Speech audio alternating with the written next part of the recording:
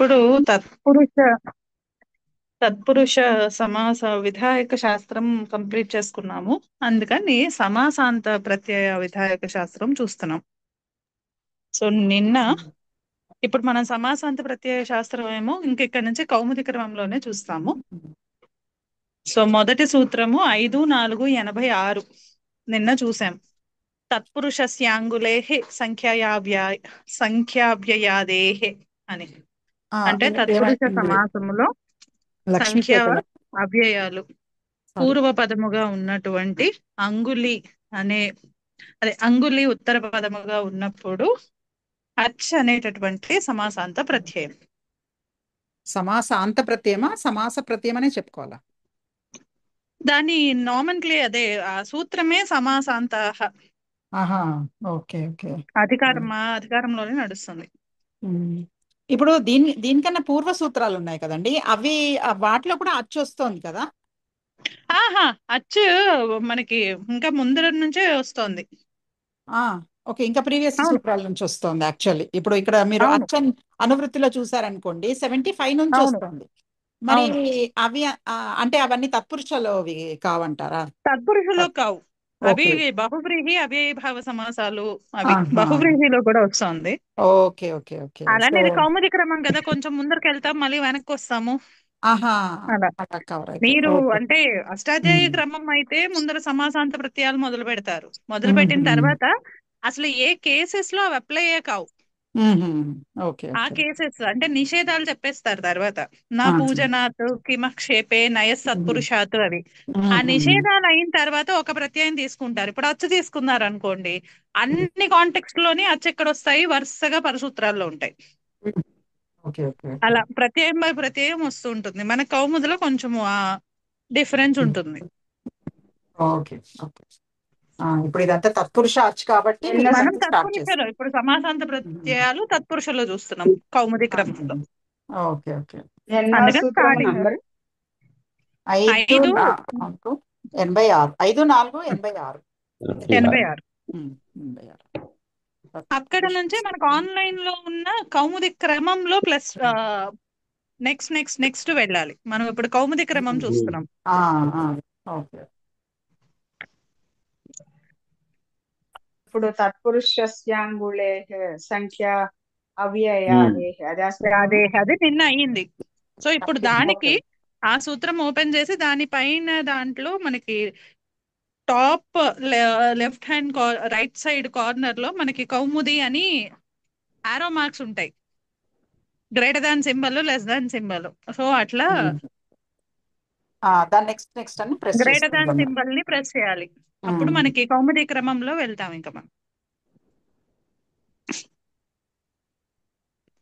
Okay, so ఇప్పుడు నిన్న start చేసి జస్ట్ ఊరికే చూసాం మనము. కౌముది క్రమంలో సమాసాంత ప్రత్యయాలకి మనకి ఆ నెక్స్ట్ సూత్రం. పుణ్య పుణ్యాత్ హ్మ్. చ. అహ సర్వాన్ అదే కదా? అహ అంతే అండి. అహ సర్వే సర్వైక దేశ సంఖ్యాత పుణ్యాచ్చ రాత్రేహే రాత్రే అన్నది.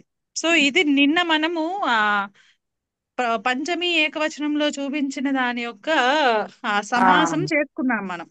ప్రాతిపదిక దగ్గర నుంచి మనం అది లౌకిక విగ్రహవాక్యము ప్రక్రియ అది కూడా చేసుకున్నాము.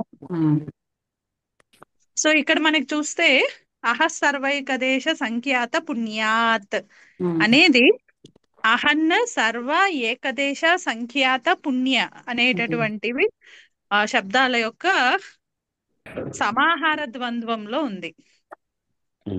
ఆ సమాహార ద్వంద్వ ప్రాతిపదిక సప్తమిలో ఉంది. దానికంటే సప్తమి విభక్తి. చ అవ్యయము, రాత్రేహే అంటే పంచమి ఏకవచనము. పంచమి. సో ఇప్పుడు ఈ చకారంతో పూర్వ సూత్రం నుంచి సంఖ్యావ్యయాదేహే అనేటటువంటి దాన్ని నివృత్తిగా తెచ్చుకుంటాం. తత్పురుషస్య అనేది రెండు కూడా సముచ్చయార్థం చేసుకుంటున్నాం. అంటే ఇప్పుడు ఇది కేవలము ఆహన్న సర్వ ఏకదేశ సంఖ్యాత పుణ్య ఆ శబ్దాలు పూర్వంలో ఉన్నప్పుడు మాత్రమే కాదు, వాటితో పాటుగా సంఖ్యావాచకాలు అవ్యయవాచకాలు పూర్వముగా ఉన్నటువంటి తత్పురుష సమాసములో పూర్వముగా ఉన్నటువంటి రాత్రి శబ్దానికి అంటే పరంగా అచ్ అనేటటువంటి సమాసాంత ప్రత్యయం. అచ్చే. అచ్. ఇక్కడ మనం కొంచెం అంటే ఈ సమాసాంత ప్రత్యయాలకు మాత్రం కేర్ఫుల్ గా అనువృత్తితో కూడింది నేర్చుకోవాలి. అంటే మనకు అనువృత్తిలో ఇంకొన్ని ఎక్స్ట్రా పాయింట్స్ వచ్చి యాడ్ అయిపోతాయి. సూత్రం నెంబర్ ఎంతమ్మా? 5,4,87 అండి. 5,4,87. 5,4,87.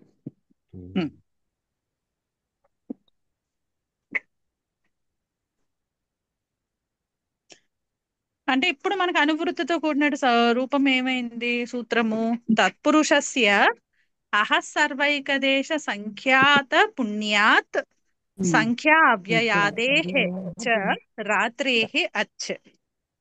అంటే తత్పురుష సమాసంలో అహన్ సర్వ ఏకదేశ వాచకాలు సంఖ్యాత పుణ్య అలాగే సంఖ్యావచనాలు అవ్యయ వాచకాలు ఇవి పూర్వముగా ఉన్నటువంటి రాత్రి శబ్దానికంటే పరంలో అచ్ అనేటటువంటి సమాసాంత ప్రత్యయం.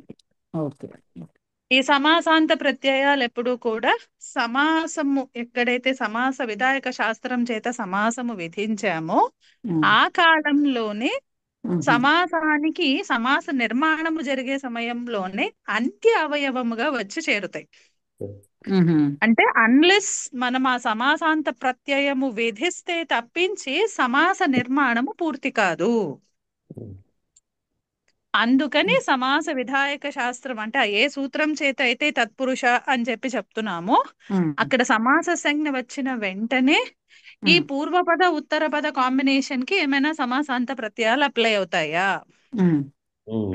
అక్కడ చెక్ చేసుకుని అప్లై అవుతాయి అంటే వెంటనే అక్కడే మనం అప్లై చేసుకోవాల్సి ఉంటుంది. ఎందుకంటే ఈ సమాసాంత మనం ప్రత్యయాలు ఇదివరకు ఎప్పుడు సమాసాలు చేస్తున్నప్పుడు చెప్పుకున్నాం కదా, అదేనా రూల్ ఇది? ఒకటి నాకు రెండు వాయిస్ చోట్ల చాలా ఏదో లోగా వినిపిస్తుంది, క్లియర్ గా లేదు. కాదు కాదు ఆవిడ కొంచెం క్లియర్ గానే ఉందండి. క్లియర్ గానే ఉంది అయితే కానీ నాకు ఇంకొకసారి అయితే కాదు కాదు ఆవిడ తొందరగా చెప్తారు అందుకని కొంచెం ఆవిడ GTS అంటే చెప్తారు. మొన్న ఎక్కడో ఒక ఎగ్జాంపుల్ లో సమాసము అయ్యే ముందరే మనం పెట్టవలసిన ప్రత్యయం కూడా పెట్టేసుకున్నాకే మనము తర్వాత నుంచి కార్యాలు పూర్తి చేసుకోవాలి అని అనుకున్నాం. అదేనా ఇది రూలు? కాదండి అది సుబుత్పత్తి చెప్పారు ఆవిడ. ఇది మనకి సమాసాంత ప్రత్యయాలు అంటే సమాసం విధించేశాక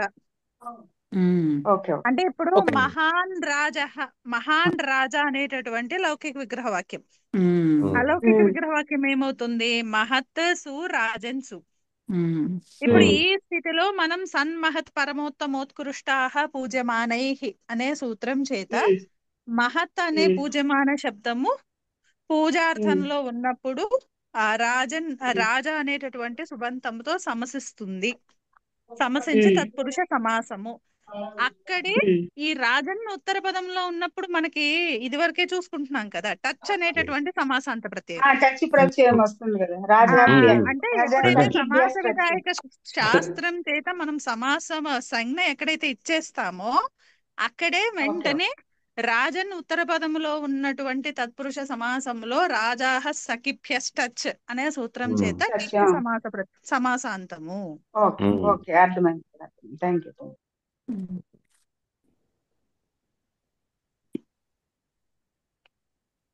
ఓకే, ఇప్పుడు మనం 5,4,87లో ఉన్నాము.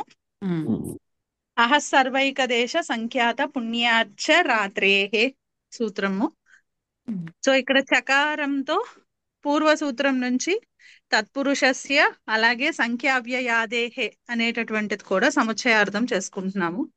దీని చేత మనకి అహన్న సర్వ ఏకదేశ వాచకాలు సంఖ్యావాచకాలు సంఖ్యాత పుణ్య అలాగే అవ్యయ వాచకాలు పూర్వ పదములో ఉన్నటువంటి రాత్రి శబ్దానికంటే పరంలో అచ్ అనేటటువంటి సమాసాంత ప్రత్యయము. ఇప్పుడు ఇక్కడ సంఖ్యాత వేరు సంఖ్యా వేరు కదండి. సంఖ్యాత అంటే దట్ కెన్ బి కౌంటెడ్ అని చెప్పడం అంతే. Okay okay. ఈ సంఖ్య ఏంటంటే సంఖ్యావచనాలు నెంబర్. ఓకే. సో రెండు ఉన్నాయి మనకి. సో ఇప్పుడు ఫస్ట్ పదాలు చూసుకున్నాం అనుకోండి. నిన్న మనం ఏకదేశ వాచకాల గురించి చూసాం కదా, ఎలాంటి వస్తాయి అన్నది. పూర్వ, అపర, అధర, ఉత్తర, మధ్య, సాయ ఇలాంటివి ఏవైతే అవయవాల కింద అంటే భాగాల కింద విభజించే భాగాల కింద మనం చెప్పచ్చో అవి అవయవ వాచకాలు లేదా ఏకదేశ వాచకాలు అంటాం. సో ఈ సూత్రంలో ఉన్న ఏకదేశ అన్న పదము చేత అటువంటి వాచకాలు గ్రహించబడతాయి. అంటే ఇప్పుడు ఏకదేశ విల్ బి రీప్లేస్డ్ విత్ పూర్వ, అపర, అధర, ఉత్తర, మధ్య, సాయ. కతే సాయ అన్నది మనం జనరల్ గా సాయాన్హ అంటూ మనము అహన్కే వాడతాం, కానీ మనం రాత్రి శబ్దానికి మనం అది సంగతం కాదు. కాబట్టి సాయ తీసేస్తే పూర్వ, అపర, అధర, ఉత్తర, మధ్య ఇవన్నీ కూడా రాత్రి శబ్దంతో పూర్వ పదాలుగా ఉన్నప్పుడు అచ్ అనే సమాసాంత ప్రత్యయము. ఇప్పుడు ఈ అహన్ మనకి మొదటగా ఏమి చేరు అహన్తో మొదలు పెట్టారు కదా, కానీ అసలు అహన్న పూర్వ పదంగా రాత్రి ఉత్తర పదంగా తత్పురుష సమాసం వచ్చేటటువంటి సంభవం ఉందా? ఏంటండి మళ్ళీ ఒకసారి అడగరా? నేను వేరే అహోరాత్రం పూర్వ అంటారు కదా. పదముగా రాత్రి అనేది ఉత్తర పదముగా తత్పురుషలో సమాసం అయ్యే అవకాశం ఉందా? అహన్ పూర్వంగా అహన్ పూర్వంగా రాత్రి పూర్వంగా. అహోరాత్రి అనేది అహోరాత్ర అనేది సమాహార ద్వంద్వము లేదా ఇతర ద్వంద్వము. అవి మరి తత్పురుష కాదు కదా. అంటే టెక్నికల్ గా అహన్ అంటే పగలు, రాత్రి అంటే రాత్రి. ఇప్పుడు ఈ రెండిటికి సమానాధికరణం వచ్చే అవకాశం అయితే లేదు కదా. సమానాధికరణం ఎందుకండి? దేంట్లో అంటే అంటున్నారు? ఇప్పుడు మనకి తత్పురుష అవ్వాలి అంటే విభక్తి తత్పురుషులు అవ్వాలి. అద్వితీయ, తృతీయ, చతుర్థ వాటి వేటికి అసలు ఇది ఎలిజిబుల్ కాదు కదా. అక్కడెక్కడ కృదంతాలు లేవు కదా. లేవు. కాబట్టి ఎలాగో విభక్తి తత్పురుషులు రూల్డ్ అవుట్. ఇంకా తర్వాత ఏంటి సంఖ్యా తత్పురుషులు. అంటే ఇప్పుడు మనకి సప్తర్షయ అలాంటివి లేదా ద్విగు అవి మొత్తం కూడా రూల్డ్ అవుట్. ఎందుకని అక్కడెక్కడ అహన్ సంఖ్యావాచకం కాదు కదా.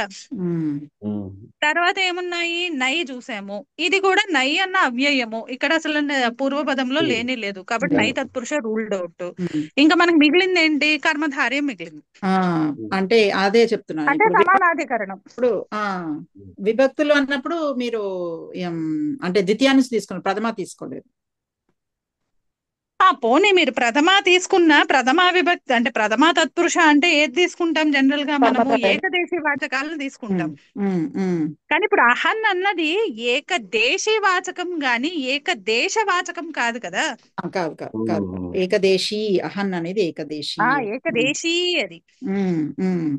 అది రాత్రిలో ఒక పోర్షన్ పగలు అని చెప్పడానికి అయితే లేదు. రాత్రి వేరు పగలు వేరు. అంటే అక్కడ రెండిటికి ఆ ఏకదేశ అవయవి భావము లేదా ఏకదేశీ భావము అన్నది అసలు అక్కడ లేదు. కాబట్టి ఏకదేశీ సమాసం కూడా రూల్డ్ అవుట్. ఇంకా మిగిలింది ఏంటి? సమానాధికరణంలో వచ్చినటువంటి కర్మధారయ ప్రకరణం. అంతే. ఇప్పుడు అది సరిపోతుందా? అది అసలు ఫండమెంటల్ గానే సరిపోదు కదా. ఎందుకని? పగలు చెప్పేది వేరు, రాత్రి చెప్పేది వేరు. అక్కడ అధికరణం అంటే ఒకే వస్తువుని చెప్పే సామర్థ్యం రెండు పదాలకి కలిపి లేదు కదా. అంటే నేను అనుకున్నానంటే ఇప్పుడు నీలంచ వస్త్రంచ అన్నామండి. అప్పుడు ఇక్కడ ఏమైంది? నీలం చేత ఆ వస్త్రమే చెప్పబడుతుంది, వస్త్రం చేత వస్త్రమే చెప్పబడుతుంది, ఒకటే ద్రవ్యం చెప్పబడుతుంది రెండిటి చేత కూడా. ఓకే. సో అందుకనే మీరు ఇది సమాహార ద్వంద్వం అనేసారా? అంటే మనకు అక్కడ సమానాధికరణం కూడా టెక్నికల్ గా పాసిబుల్ కాదు కదా. అహన్య రాత్రి రెండిటికి కలిపి టెక్నికల్ గా పాసిబుల్ కాదు. అంటే మనకి సూత్రంలో పఠించారు కానీ ఇక్కడ తత్పురుషస్య అనే అనువృత్తి ఈ అహన్న పూర్వపదము రాత్రి ఉత్తర పదము ఉన్న కాన్సెప్ట్ లో రాదు. అది రాదు కాబట్టి దానిని ఏం ఉమ్, చేశారంటే ఉమ్, సూత్రంలో పట్టించారు కాబట్టి శబ్దం వ్యర్థం కాకూడదు అహన్. ఉమ్, అహస్. అందుకని ఇది అహన్ ద్వంద్వంలో తీసుకోండి అని చెప్పారు. చార్ధే అంటే ద్వంద్వ. ద్వంద్వార్థంలోనే ఓకే ఓకే, ద్వంద్వ సమాసం. అందులోనే ఆ కండిషన్ లోనే అంటే ఈ అహన్ పూర్వపదము రాత్రి ఉత్తర పదము అని చెప్పింది తత్పురుష ప్రకరణంలో కాదు, ద్వంద్వ ప్రకరణంలో గ్రహించాలి. ఓకే. అది ఎందుకు గ్రహించాలి అంటే ఈ పూర్వపద ఉత్తరపద కాన్సెప్ట్ లో మనకి తత్పురుష సమాసంలో అది వర్కౌట్ కాదు, సాధించలేం మనం దాన్ని. అందుకని కేవలము ఇక్కడ సూత్రంలో పట్టించారు, అది వ్యర్థం కాకూడదు, అహన్ అన్నది వ్యర్థం కాకూడదు ఫస్ట్ థింగ్. రెండవది మనకి అహోరాత్రే అనేటటువంటి ఒక ఉపయోగం. ఒక సూత్రములో ఆచార్యుల వారు అహోరాత్రి అనేటటువంటి శబ్దాన్ని పఠించారు. హేమంత శిశిర వసంతం అని చెప్పి 2-4-28. 2-4-28. హేమంత శిశిరావహోరాత్రే చ ఛందసి. హేమంత శిశిరౌ అహోరాత్రే చ ఛందసి. ఈ సూత్రం ఏం చెప్తుంది అనేది వదిలేసేయండి, ఎలాగో మనం తర్వాత చూస్తాం ద్వంద్వంలో. కానీ ఇక్కడ మనకి అహోరాత్రే అనేటటువంటి రూపం కనిపిస్తోంది కదా ఛందసి. ఛందస్సులోనే, కానీ అక్కడ ఆచార్యుల వారు ప్రయోగించారు కదా, అంటే అక్కడ మనకి టచ్ వస్తేనే మనకు ఆ రూపం వస్తుంది కదా. ఇప్పుడు టచ్ లేదనుకోండి, అప్పుడు అహోరాత్రి అనేటటువంటి ఇకారాంతమే అవ్వాలి కదా. ఆ ఇకారాంతం వచ్చినప్పుడు ద్వివచనంలో ఆ రూపం రాదు కదా, అహోరాత్రే అని రాదు. అంటే ఇక్కడ మనకి ఆ ద్వంద్వములో కంపల్సరీగా ఆ టచ్ వస్తే గాని ఆచార్యుల వారు సూత్రంలో పఠించినటువంటి అహోరాత్రి అనేటటువంటి సిద్ధ రూపం రావట్లేదు. అందుకని తత్పురుషస్య అనే అనువృత్తిలో ఉన్నప్పటికీ ఈ అహస్సర్వైకదేశ సంఖ్యాత పుణ్యాచ రాత్రేహే అనే సూత్రంలో అహన్న పూర్వపదముగా రాత్రి ఉత్తర పదముగా ఉన్నప్పుడు అది తత్పురుష ప్రకరణంలో కాకపోయినా ద్వంద్వ ప్రకరణం అయినప్పటికీ కూడా టచ్ అనేటటువంటి టచ్ కాదు అచ్చు అనేటటువంటి సమాసాంత ప్రత్యయము విధించాలి. అంటే వాళ్ళు ప్రమాణం చూపిస్తున్నారు, ఎందుకంటే ఇక్కడ తత్పురుష అన్నారు, మరి ఇక్కడ తత్పురుషలో పాసిబుల్ లేదు కదా, అలా అని చెప్పి మనం ర్యాండమ్ గా ద్వంద్వానికి ఎట్లా అప్లై చేస్తాము అనే మన పూర్వపక్షాల ప్రశ్న ఏమైనా ఉంటే దానికి సమాధానం ఇదన్నమాట. ఆచార్యుల వారు ఆల్రెడీ ఈ సూత్రంలో పఠించారు కాబట్టి ఇట్ ఈస్ అప్లికబుల్ అని చెప్పి. అందుకని మీకు కాశికలో ఒక లైన్ ఇస్తారు, ఒకసారి 5-4-87 సూత్రంలో కాశిక చదువుతారా ఎవరైనా? అహరాదిభ్యః పరః యః రాత్రి శబ్దః తదంతస్య తత్పురుషస్య అచ్ ప్రత్యయః భవతి. చకారాత్ సంఖ్యా అవ్యయాదేః చ. అహర్గ్రహణం ద్వంద్వార్థం. అందుకని ఇక్కడ చెప్తారనమాట, తత్పురుషలో పాసిబుల్ కాదు కాబట్టి ఈ అహర్ర పూర్వ పదంలో రాత్రి ఉత్తర పదంలో ఉన్నటువంటి కాంబినేషన్ లో వచ్చేటటువంటి అచ్చ ప్రత్యయం ఏదైతే ఉందో అది ద్వంద్వ ప్రకరణంలో సిద్ధిస్తుంది. గ్రహం ద్వంద్వార్థం అహశ్చ రాత్రిశ్చ అహోరాత్రః. సో ఇప్పుడు ఇది చూద్దాం, అహశ్చ రాత్రిశ్చ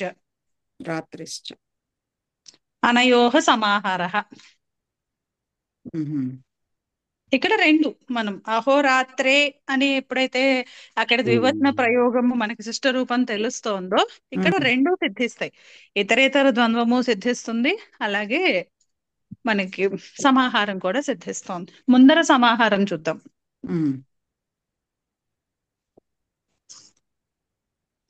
అంటే అహశ్చ రాత్రిశ్చ అనయోః సమాహారః.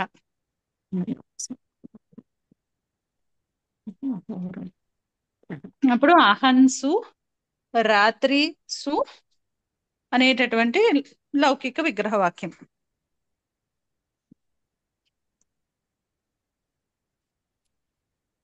చార్థే ద్వంద్వ అనే సూత్రం చేత ఇక్కడ సమాసము.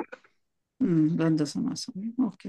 అలాగే అహ సర్వైక దేశ సంఖ్యాత పుణ్యాచ్చ రాత్రేహే అనే సూత్రం చేత అహన్ పూర్వపదముగా ఉండి రాత్రి ఉత్తర పదముగా ఉన్నప్పుడు ద్వంద్వ ప్రకరణంలో తత్పురుష కాకపోయినా ద్వంద్వ ప్రకరణంలో కూడా అచ్ అనేటటువంటి సమాసాంత ప్రత్యయము.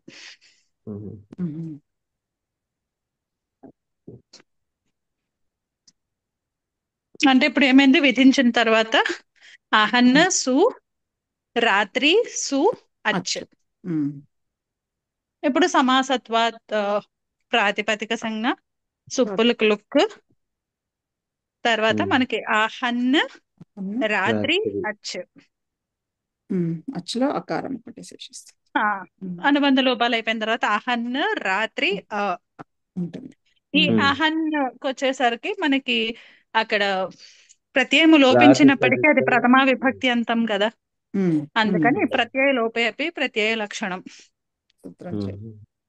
ఉంటుంది కాబట్టి సుప్తినంతం పదం అనే సూత్రం చేత ఈ అహన్ కి పదసంజ్ఞ. పదసంజ్ఞ. సో ఇప్పుడు పదసంజ్ఞ ఉంది ఆల్రెడీ, ప్రాతిపదిక అహన్ అన్నది నకారాంత ప్రాతిపదిక. అప్పుడు మనకు ఉత్సర్గ సూత్రము నలోపహ ప్రాతిపదికాంతస్య అనే సూత్రం చేత పదం అయినటువంటి పదము ప్రాతిపదిక అయినటువంటి అహన్కి లోపం సిద్ధిస్తూ ఉండగా అలోంత్యస్య అనే పరిభాష చేత ఇక్కడ అంత్యలోపం అంటే నకారానికి లోపం అయినా లేదు, నలోపహ చెప్పేశారు కదా, సో డైరెక్ట్ గా అవయవశక్తి ఇచ్చేసినట్టే. అందుకని అక్కడ నకారానికి లోపం సిద్ధిస్తూ ఉండగా దానిని బాధిస్తూ అన్హో నలోపహ వక్తవ్య అనేటటువంటి వార్తికం చేత అహన్ శబ్దము అహన్ కంటే మనకి నలోపము ప్రతిషేధము అని చెప్పబడింది. అందుకని మనకి ప్రతిషేధం అయిపోయింది కాబట్టి మళ్ళీ నెక్స్ట్ సూత్రం ఏది అప్లై అవుతుంది చూసుకుంటాం కదా. సో నెక్స్ట్ ఇమీడియట్ గా అప్లై అయ్యే సూత్రము అహన్ అనే సూత్రం. ఇది నిన్న చెప్పినట్టున్నారు కదా, నెంబరు 8-2.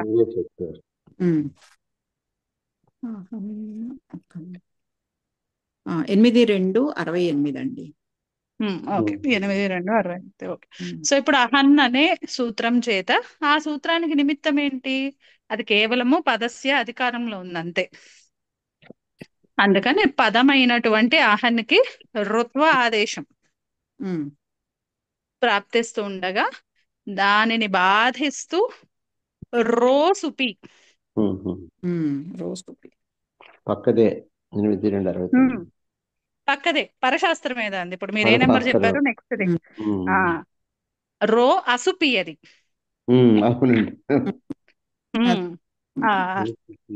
పూర్వరూపం పూర్వరూపం రో అసుపి అనే సూత్రం చేత ఇక్కడ రేఫ ఆదేశము ప్రాప్తిస్తూ ఉండగా దానిని కూడా బాధిస్తూ రూపరాత్రి రథంతరేషు రుత్వం వాచ్యం అనేటటువంటి వార్తికం చేత, ఇది రోసుపిలోనే ఉంది వార్తికం, అలాగే అహంలో కూడా ఇచ్చారు, రెండిట్లో కూడా ఇచ్చాడు కొన్నిట్లో. అదే రెండిట్లోని వ్యాఖ్యానాలలో ఎలా అయినా ఉన్నాయి, కాకపోతే ఇది ట్యాగ్ టు రోసుపి. ఓకే. సో ఆ వార్తికం చేత ఇక్కడ రుత్వం. ఇక్కడ ఒక్కసారి మనము అంటే ఆల్రెడీ ఒక 7-8 నెలలు అయిపోయినట్టుందేమో ఈ అహన్ శబ్దము ఈ రో అసుపి చూసుకుని ఒకసారి చూసుకుందాము అంటే అదొకసారి చూసుకోవచ్చు. సో ఇప్పుడు అహన్ ఏం చెప్తుంది, నెంబర్ ఎంత అన్నారు, 8-2-68. ఓకే. సో అహన్ ఏం చెప్తుంది, పదాంతములో ఉన్నటువంటి అంటే పదాంతంలో పదస్య అంతే, ఇంకా పదాంతం కూడా అవసరం లేదు, పదస్య ఆహన్కి రుత్వ ఆదేశము అంటుంది. అంటే పదసంజ్ఞ ఉన్నటువంటి ఆహన్కి రుత్వ ఆదేశము. అలోంత్యస్య అనే పరిభాషతో నకార స్థానంలో రుత్వం. ఉమ్, సో ఇది బానే ఉంది కదా.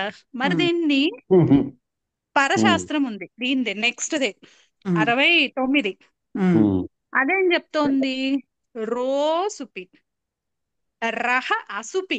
ఉమ్, ఉమ్, ఉమ్, ఇక్కడ మనకి అసుపి అన్న దానికి ఇక్కడ సుప్పు అంటే మనకి ప్రత్యాహారం, ఉమ్. సప్తమి బహువచన రూపం కాదు, కాదు. బహువచన అవునండి. ప్రత్యయం కాదు, ఉమ్, ప్రత్యాహారం.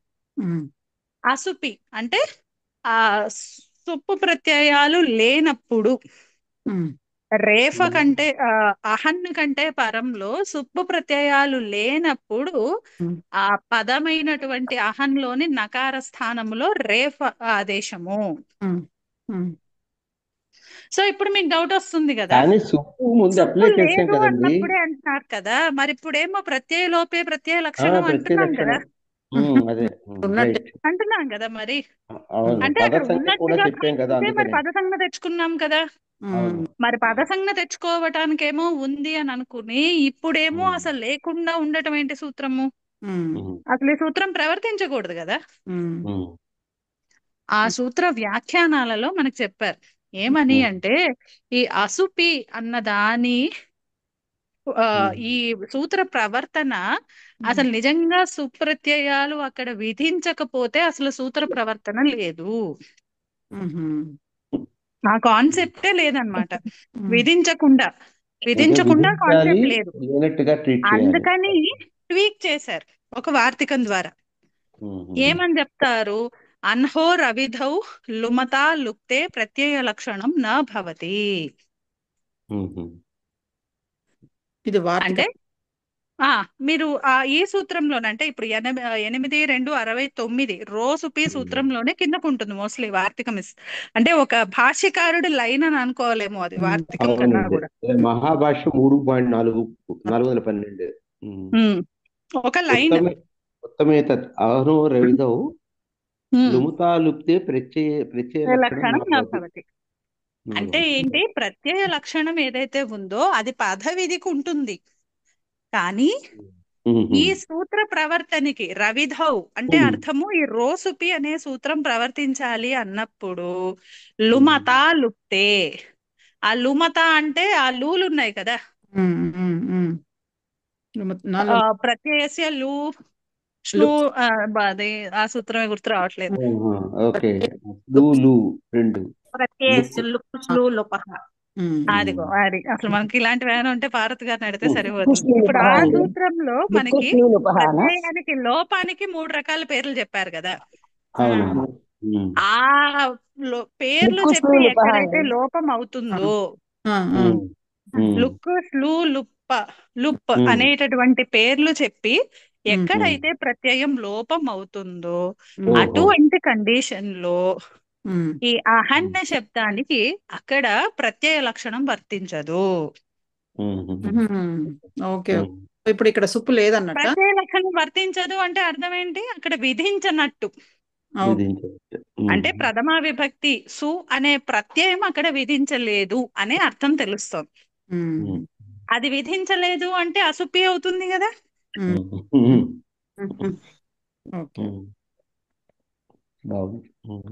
అసుపి అవుతుంది కాబట్టి రో అసుపి అన్నది మనకి ఇక్కడ సిద్ధిస్తుంది అన్నమాట. ఇది మహాభాష్య వార్తికమా అండి ఇది? అవునండి. ఇది యాక్చువల్లీ చాలా కాలం అయిందండి నేను కూడా చూసి, ఇది వార్తికమా లేకపోతే భాష్యకారుడు చెప్తాడు అని అయితే ఉంది. మహాభాష్యం టెక్నికల్ గా ఇది 3.412 అని వార్తికమో కాదు చెప్పారండి. అన్నది నాకు నేను మర్చిపోయాను, ఒకసారి చూడాలి. మహాభాష్యం 3.412 చూపించారు. ఇదేదో నంబర్ ఇచ్చారండి ఇక్కడ, మహాభాష్య 1.166 అని ఇచ్చారు. మరి రవ్వావారి బుక్ లో 3.412 అని ఇచ్చారు.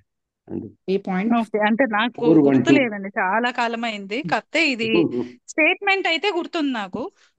కాకపోతే ఇది వార్తిక రూపంలో చెప్పారా ఆయన లేకపోతే జస్ట్ వాచ్య రూపంలో చెప్పారా అన్నది గుర్తులేదు. రోసుపిలో వార్తిక మాల వృత్తిలోనే చెప్పారు అందులో కూడా.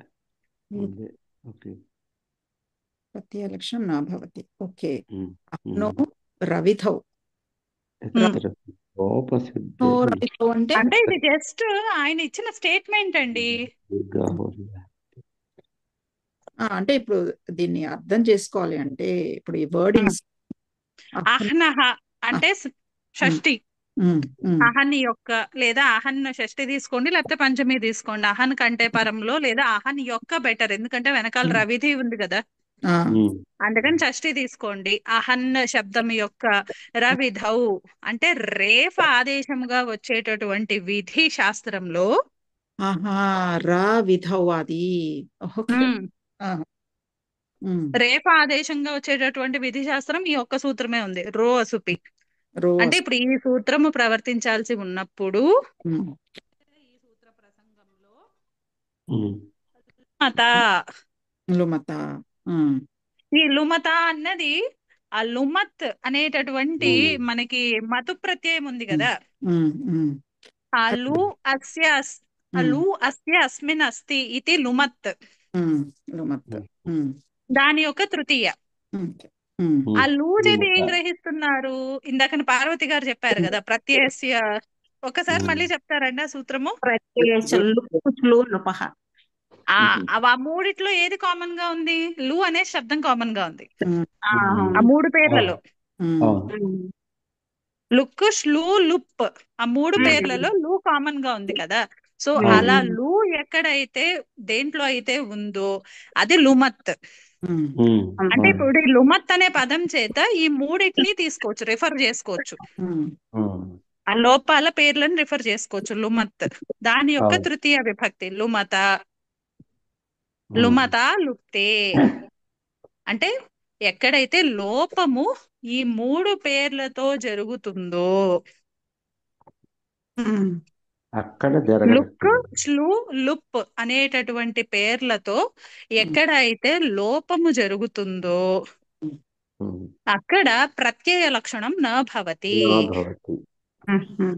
అక్కడ ప్రత్యయం ఉన్నట్టుగా మనం గ్రహించడానికి లేదు. ఎక్కడ లేదు? కేవలము రవిధంలోనే లేదు. రేఫ ఆదేశముగా వచ్చేటటువంటి రోసుపి అనే సూత్రం ప్రవర్తించటానికి లుక్, శ్లు, లుపహ అనే పేరుతో ఎక్కడైతే ప్రత్యయము లోపిస్తుందో అక్కడ ప్రత్యయ లక్షణము వర్తించదు. నా లుమతాంగస్య ఆ నా లుమతాంగస్య సూత్రంలోనే లుమ్మత అనే పదాన్ని అక్కడే చెప్తారు వాళ్ళు. లుమత ఎలా వచ్చిందని లు అస్య అస్మిన్ అస్తి వా ఇది లుమత్, మతు ప్రత్యయం. మతుపు దాని యొక్క తృతీయ.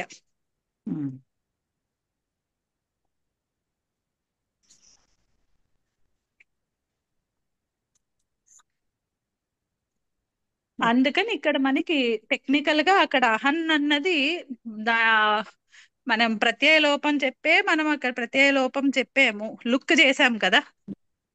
సుపోధాతు ప్రాతిపదికయోహ్ అనే సూత్రం చేత అహన్ కంటే పరంలో విధించినటువంటి సుప్రత్యయానికి లుక్, అలాగే రాత్రి కంటే పరంలో విధించినటువంటి సుప్రత్యయానికి లుక్.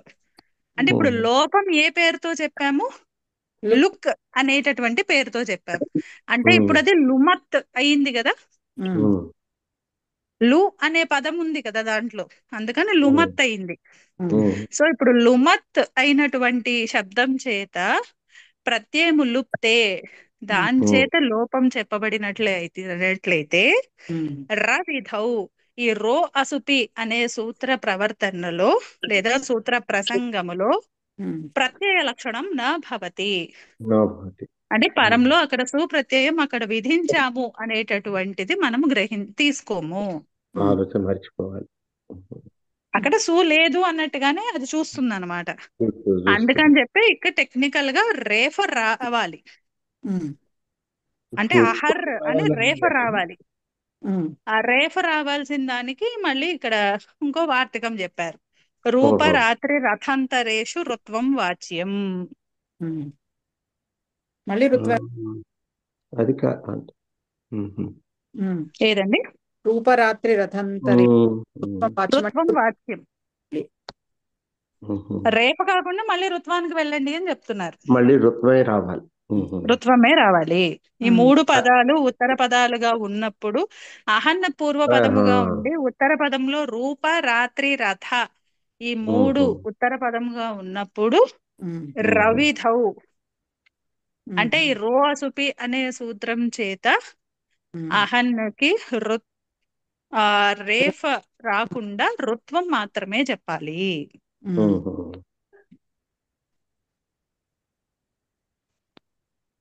ఉమ్.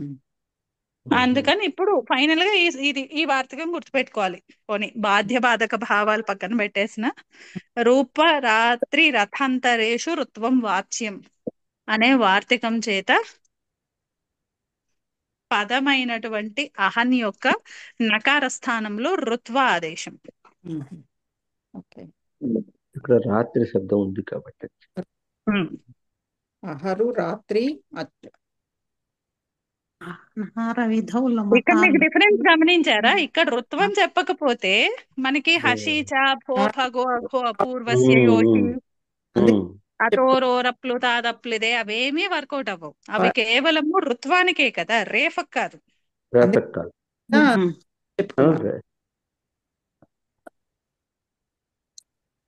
అందుకని తప్పలేదన్నమాట. వాళ్ళకు రూపాలు ఈ మూడిటితో రూపాలలో ఆ ప్రయోగాలు ఉన్నాయి. అందుకని అహో అంటున్నాం కదా మనము. ఆ ఉకారం వచ్చింది కదా హషీచతో. ఉకారం రావాలి అంటే అక్కడ రుత్వమే ఉండాలి. అంటే ఆ హషీచ రుత్వ ప్రకరణంలోకి ఎంటర్ అయ్యి అక్కడ రుత్వం వస్తేనే ఆ కార్యాలు జరుగుతాయి. అతోరోరప్లుతాదప్లుతే హషీచ భో భగో పూర్వస్య యోషి అవన్నీ కూడా రుత్వం మీదే గాని రేఫ మీద కాదు. అందుకని కంపల్సరీగా మళ్ళీ అంటే మనకు అనిపించచ్చు కదా, ఇప్పుడు రుత్వం అయినా రేఫ్ అయినా అంటే శేషించేది అక్కడ రేఫే కదా. మరి ఇంకా అలాంటప్పుడు ఎందుకు ఇంత కొట్టుకోవడం? ముందర రుత్వం చెప్పి మళ్ళీ రేఫ చెప్పి మళ్ళీ రుత్వం చెప్పి. అంటే సామాన్యంగా ఆలోచిస్తే అంతే కదా. మనకు ఫైనల్ గా అక్కడ ఎండ్ రిజల్ట్ రేపే కదా మిగిలేది రుత్వంలో కూడా. కానీ దాని ప్రవర్తన మారిపోతుంది. రుత్వం అయినప్పుడు మాత్రమే మనకి ఈ సూత్రాలు ప్రవర్తిస్తాయి. హషీచ భో భగో అఘో అపూర్వస్య యోషి అంటే రుత్వ ప్రకరణంలోకి వెళ్ళిపోతాం మనం. లేకపోతే అక్కడ జస్ట్ వర్ణమేళనము లేదా రోరీ ఒకటి ఉంది అంతే, ఇంకా అంతకు మించి అక్కడ స్కోప్ లేదు. రోరీ ప్రవర్తిస్తుంది అప్పుడు. ఇక్కడ రోరీ ప్రవర్తించేస్తుంది. ఇప్పుడు మనము రుత్వం చెప్పలేదనుకోండి, ఇంకక్కడ ఏముంది? రేఫకు రేఫ పరంగా ఉంది. ఇప్పుడు అహర్ అవుతుంది, అప్పుడు రాత్రిలో రేఫ ఉంది. ఇప్పుడు ఇక్కడ రుత్వము అంటూ వాళ్ళు మళ్ళీ ఆ వార్తికం చెప్పకపోతే రోసుపి చేత రేఫే వస్తుంది. అప్పుడు అహర్ ఉంటుంది. అహర్ రాత్రి, రేఫకు రేఫ పరమైంది. అక్కడ రోరీ వస్తుంది. రోరీ వస్తోంది. ఆ రోరీ వచ్చినప్పుడు అహర్లో ఉన్నటువంటి రేఫ మనకి లోపిస్తుంది. ఎప్పుడైతే రేఫ లోపిస్తోందో అప్పుడు డ్రలోపే పూర్వస్య దీర్ఘోణ, అప్పుడు మళ్ళీ అహారాత్ర అనేటటువంటి మొత్తం అనిష్ట రూపం వస్తోంది అన్నమాట. అందుకని ఆ రూపాల కోసమని ఆ వచ్చేటటువంటి రేఫను బాధిస్తూ మళ్ళీ వార్తికం చెప్పి రుత్వం చెప్పారు.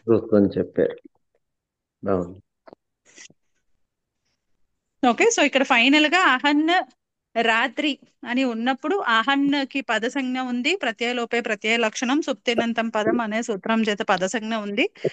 అలా పదసంజ్ఞ ఉన్నటువంటి అహన్ యొక్క నకారానికి నకార స్థానములో రూప రాత్రి రథంతరేషు రుత్వం వాచ్యం అనేటటువంటి వార్తికం చేత రుత్వము ఆదేశంగా వస్తుంది. అప్పుడేమైంది? అహరు రాత్రి రాత్రి అచ్చు, మనం పాప అచ్చును వదిలేసాం. అచ్చు అనుబంధ లోపాలు అయిన తర్వాత అహర్ రాత్రి. ఇప్పుడు ఇక్కడ మనము ఈ రేఫ ఏంటి? రుత్వం నుంచి వచ్చినటువంటి రేఫ. రేఫకు పూర్వంగా ఏమున్నాయి? హ్రస్వాకారం ఉంది. అహర్ కదా, హకారోత్తర హ్రస్వాకారము. అలాగే ఈ రుత్వానికి పరంగా ఏముంది? హర్షవర్ణం ఉందని చెప్పుకోవాలి. హర్షవర్ణం ఉంది. అంటే ఇక్కడ కూడా యాక్చువల్లీ విప్రతిషేధం లాగా రెండున్నాయి. యుగపత్ హషీచ నేనున్నానంటుంది, ఉమ్, అలానే రోరీ కూడా ఉందిగా. ఉమ్, అంటే ఇక్కడ కూడా మనకు రోరీ ఏమీ అవుట్ ఆఫ్ క్వశ్చన్ కాదు. ఇక్కడ కాదు. కూడా హసీచ అనే సూత్రం చేత ఆ ఉకారాదేశము ఉత్వము, అలాగే రోరీ అనే సూత్రము చేత ఇక్కడ రేఫ లోపము, రెండు యుగపత్ ప్రాప్తి ఉన్నాయి. ఉమ్. ఉమ్, కానీ ఏం జరుగుతోంది? హషీచ ఏంటి? అది సపాది. సపాదిలోది. ఉమ్, మరి రోరీ ఎందులోది? త్రిపది. త్రిపాదిలోది. ఉమ్, పూర్వత్రా సిద్ధం. ఉమ్. ఓకే. అక్కడ పూర్వత్రా సిద్ధం చేత మనకి ఇంకా కాన్ఫ్లిక్ట్ ఏం లేకుండా ఆ కాన్ఫ్లిక్ట్ ఈజీగా రిజాల్వ్ అయిపోయింది.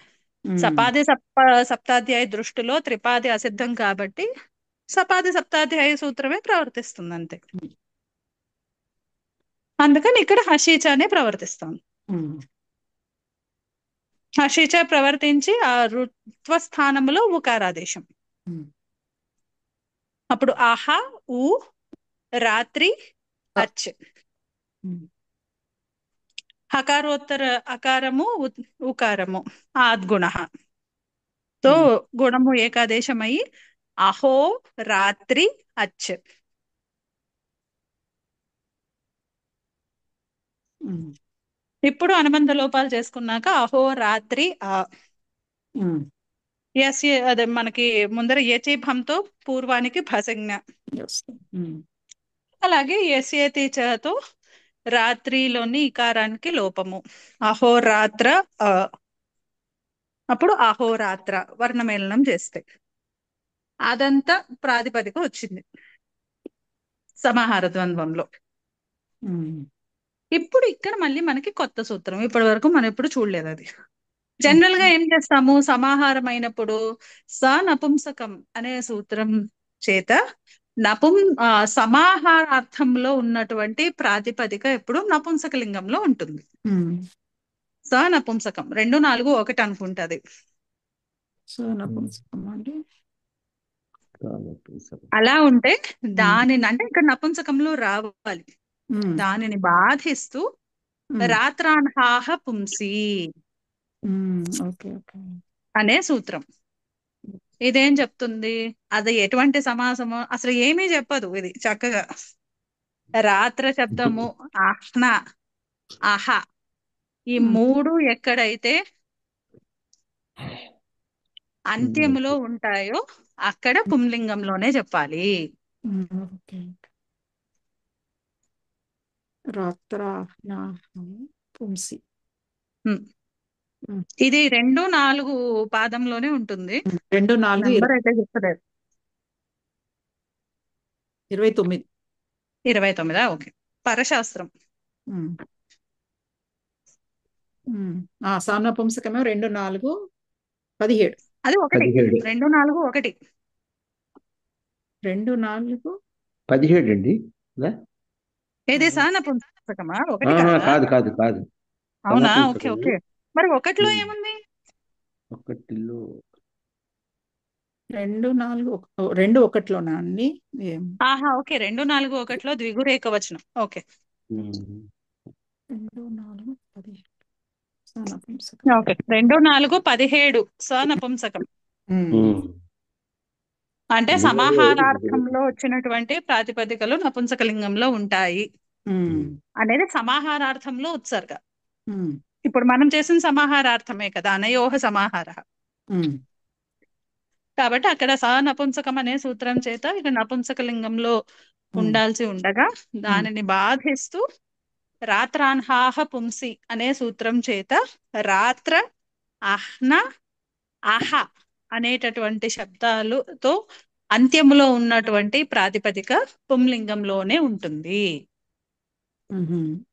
ఓకే. రాత్ర, అహ్న, అహ. ఉమ్. ఉమ్. అంతే. అంటే అదంతాలన్నీ కూడా 3 కూడా రాత్ర అదంతం, అన్హ అదంతం, ఉమ్. అహ అదంతం. ఓ, అదంతా. ఓకే. అలా ఉన్నప్పుడు మాత్రమే పుంలింగంలో ఉంటాయి. ఉంటాయి. సో ఇది అందు- నిత్య అహోరాత్ర అనేది అహోరాత్ర అనేది ఇప్పుడు రాత్ర అనేటటువంటి శబ్దము అంత్యంలో ఉన్నటువంటి ప్రాతిపదిక.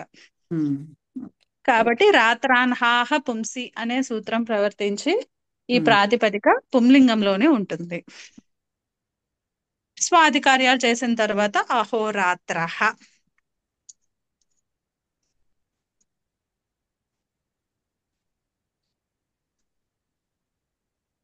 అహో.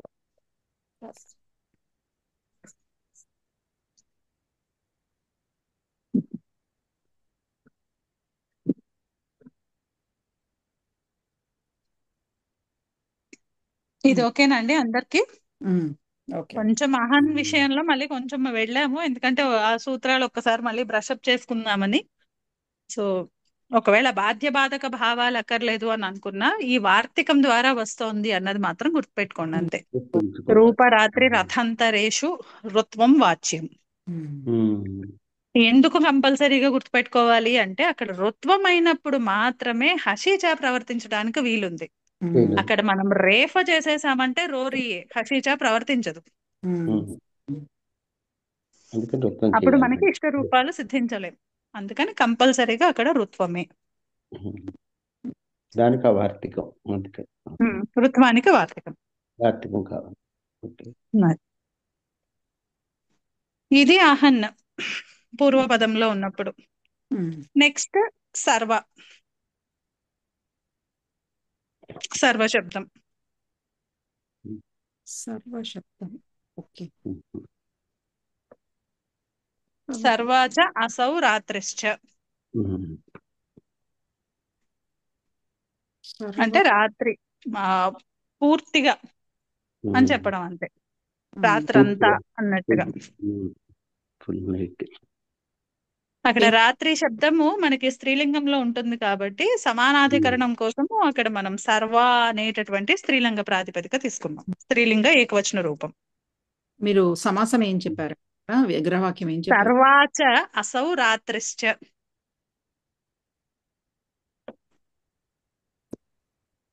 అదే లౌకిక విగ్రహవాక్యం.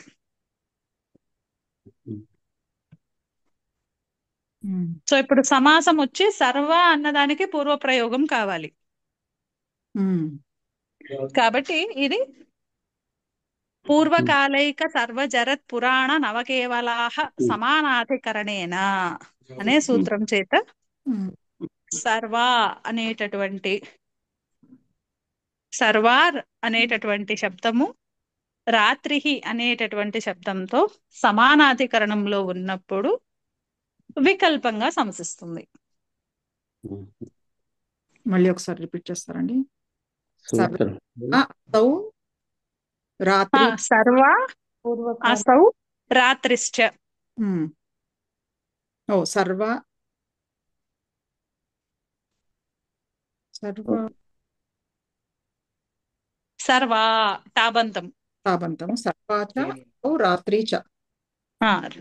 ఇది రాత్రిహి చ లేదా రాత్రిశ్చ. రాత్రి చ. ఓకే. సో ఇప్పుడు ఇది పూర్వకాలైక సర్వజరత్ పురాణ నవకేవలాహ సమానాధికరణేన. ఈ సూత్రం చేత ఏమవుతుంది?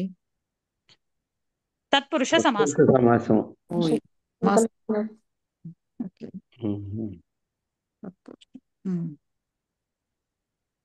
ఎప్పుడు తత్పురుష అవుతుంది? కండిషన్ ఇచ్చారు, సమానాధికరణేన ఉన్నప్పుడు మాత్రమే. ఒకే ద్రవ్యము చూపిస్తున్నప్పుడు మాత్రమే ఇక్కడ సర్వ అనేటటువంటి శబ్దము రాత్రిహి అనేటటువంటి శబ్దంతో సమసిస్తుంది. సమానాధికరణంలో ఉన్నప్పుడే పూర్వకాలైక సర్వజరత్ పురాణ నవకేవలాహ సమానాధికరణేన అనే సూత్రం చేత వికల్పంగా తత్పురుష సమాసం. అలాగే ఇక్కడ సమానాధికరణం ఉంది కాబట్టి కర్మధారయ సంజ్ఞ. తత్పురుష సమానాధికరణ కర్మధారయ అనే సూత్రం చేత ఏ తత్పురుష సమాసంలో అయితే సమానాధికరణం ఉంటుందో అటువంటి దానికి కర్మధారయ అనే సంజ్ఞ కూడా ఉంటుంది. అదే సూత్రం ఏం చెప్పారండి కర్మధారయకి? తత్పురుష సమానాధికరణ కర్మధారయ. మొదటి అధ్యాయంలో ఉంటుందండి ఇది. 2 1, 2, 42. ఓకే 1 2 42 అంటే మనకి ఇవన్నీ ఫాలోడ్ బై వచ్చేస్తాయి అన్నమాట. ఒకవేళ అక్కడ సమానాధికరణం ఉంది అంటే మనం కంపల్సరీగా అక్కడ సమానాధికరణ ఉన్నప్పుడు కర్మధారయ సంజ్ఞ నేర్చుకుంటాం. ఎందుకు? ఇది స్త్రీలింగాలు కదా రెండు కూడా. సర్వ స్త్రీలింగము, అలాగే రాత్రి స్త్రీలింగము. మరి రెండు స్త్రీలింగ శబ్దాలు ఉత్తర పదము పూర్వ పదము స్త్రీలింగ శబ్దాలుగా ఉన్నప్పుడు సమానాధికరణంలో ఉన్నప్పుడు మనకి పుంవద్భావం వస్తుంది. ఓహో పుంవత్ కర్మధారయ జాతీయ దేశీయేషు జనరల్ గా. ఇక్కడ మనకు ఆ సూత్రం ప్రవర్తించక్కర్లేదు, ఎందుకంటే సర్వశబ్దము సర్వనామం కాబట్టి మళ్ళీ వేరే సూత్రంతో పుంవద్భావం చెప్తాం వార్తికంతో. నేను జనరల్ ప్యాటర్న్ చెప్తున్నా అంతే. జనరల్ ప్యాటర్న్ ఏంటంటే మనకు పూర్వ పదము స్త్రీలింగంలో ఉంది, ఉత్తర పదము స్త్రీలింగంలో ఉంది, అది సమానాధికరణంలో ఉంది అన్నప్పుడు సమాసం చేసి తత్పురుష సంజ్ఞ ఇచ్చి తర్వాత తత్పురుష సమానాధికరణ కర్మధారయ అని చెప్పి కర్మధారయ సంజ్ఞ ఇచ్చి అప్పుడు పుంవద్భావం చెప్తాం జనరల్. ఇక్కడ సర్వశబ్దము మనకి సర్వనామం కాబట్టి మనకు వార్తికం ఉంది. సర్వనామ్న వృత్తి మాత్రే పుంవద్భావో వక్తవ్యః. దీంట్లోనే ఉందా అండి ఇది? ఈ వార్తికము ఉందండి. ఎగ్జాక్ట్లీ ఎక్కడ చెప్పారు అంటే అష్టాధ్యాయిలో అష్టాధ్యాయిలో ఇచ్చాడు .com లో. సర్వనామ్న వృత్తి మాత్రే పుంవద్భావః ఏతి తుల్యయో సర్వరాత్రి అచ్చి ఇత్యనేన వార్తికేన పుంవద్భావః. ఈ సూత్రంలో ఇచ్చారండి. .com లో అయితే తేన సహి తుల్యయోగే అనే సూత్రంలో సర్వనామ్నో వృత్తి మాత్రే పుంవద్భావో వక్తవ్యః అని ఇచ్చారు. రెండు తేన సహా ఇది తుల్య యోగేలో ఇక్కడ చెప్తున్నారు. కాకపోతే ఇది మనం ముందర నుంచే వాడతాం ఎగ్జాక్ట్లీ. అందుకనే నాకు ఏ సూత్రంలో దాన్ని చెప్పారు అన్నదైతే ఐడియా లేదు. ఇది వార్తికాలు కొంచెం అటు ఇటు ఉంటాయండి, ఒక్కొక్క దగ్గర ఒక్కొక్కలాగా. కాకపోతే ఇది వాడకం మాత్రం మనం రెండు వరకు కూడా కాదు, 2 తత్పురుషంలో వాడేస్తాం ఇది. ఇది మనం ఫస్ట్ టైం ఎక్కడ ఎన్కౌంటర్ చేసామంటే దిక్ సంఖ్యే సంజ్ఞాయాం. ఆ రోజు అనుకున్నాం కదా పూర్వేషు కామశమీ నగరం పూర్వాచ అసౌ ఇషుకామశమీ అని చెప్పి ఒక నగరానికి చెప్తున్నారు. ఇషుకామి నగరం యొక్క పూర్వ భాగము అని చెప్పేటప్పుడు అక్కడ మనకి పుంవద్భావము కి ఫస్ట్ టైం ఈ వార్తికం వాడాం మనం. ఇప్పుడు సర్వనామ్న వృత్తి మాత్రే పుంవద్భావో వక్తవ్యః.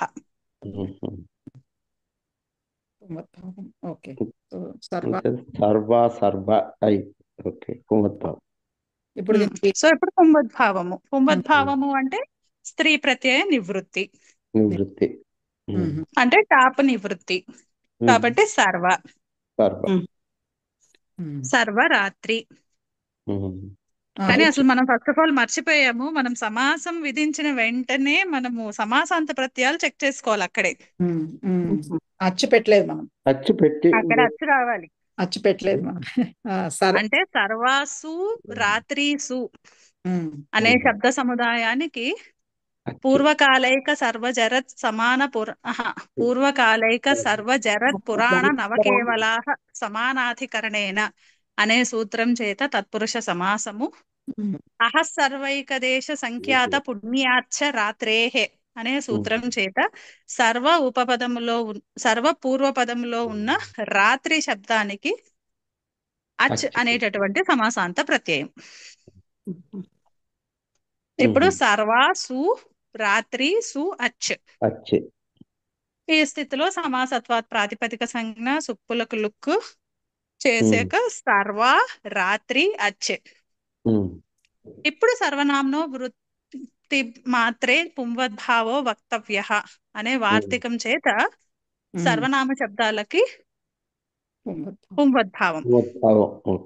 ఇక్కడ గమనించండి, వృత్తి మాత్రే అన్నారు అంటే ఇక్కడ కేవలము సమాసాలకి అని కాదు, ఎక్కడ వృత్తి చేస్తున్నా అంటే ఇప్పుడు తదిత వృత్తి చేసినా అక్కడ అవసరమైతే అక్కడ పుంవద్భావం చెప్తాం అనమాట. ఇక్కడ ఇది జెనరిక్. స్త్రీ ఇది కేవలము సమాసాలకు వచ్చినటువంటి పుంవద్భావం కాదు. తదిత వృత్తి అవ్వండి, సమాస వృత్తి, వృత్తి ఏ వృత్తిలో కావాలి అంటే అక్కడ మనము ఈ వార్తికం అప్లై చేసుకోవాలి. ఓకే. సో ఇప్పుడు ఆ వార్తికం చేత పుంవద్భావము అంటే స్త్రీ ప్రత్యయ నివృత్తి. అప్పుడు టాప్ నివృత్తి అయి సర్వరాత్రి అచ్చ.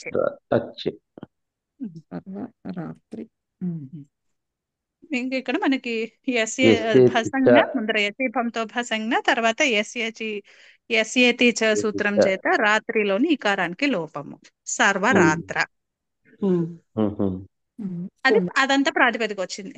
మరి ఇప్పుడు ఇది తత్పురుష కదా, మరి అప్పుడు జనరల్ గా ఎందులో ఉండాలి? పుంలింగంలో. తత్పురుషం 3 లింగాల్లో ఉండాలి. సమాహార ద్వంద్వం అనుకున్నాను.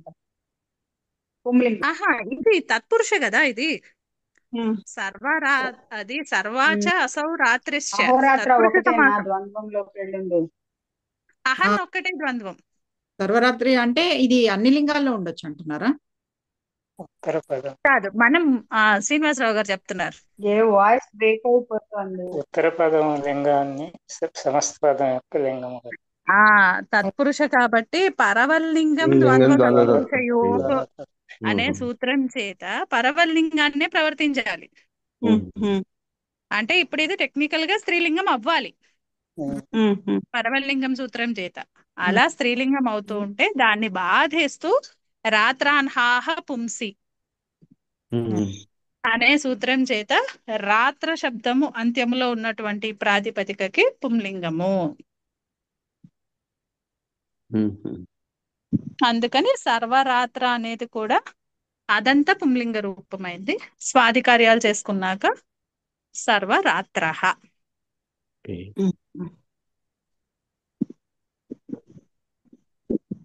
కానీ మీరు ఇక్కడ ఇది చెప్పారు కదా, ఏది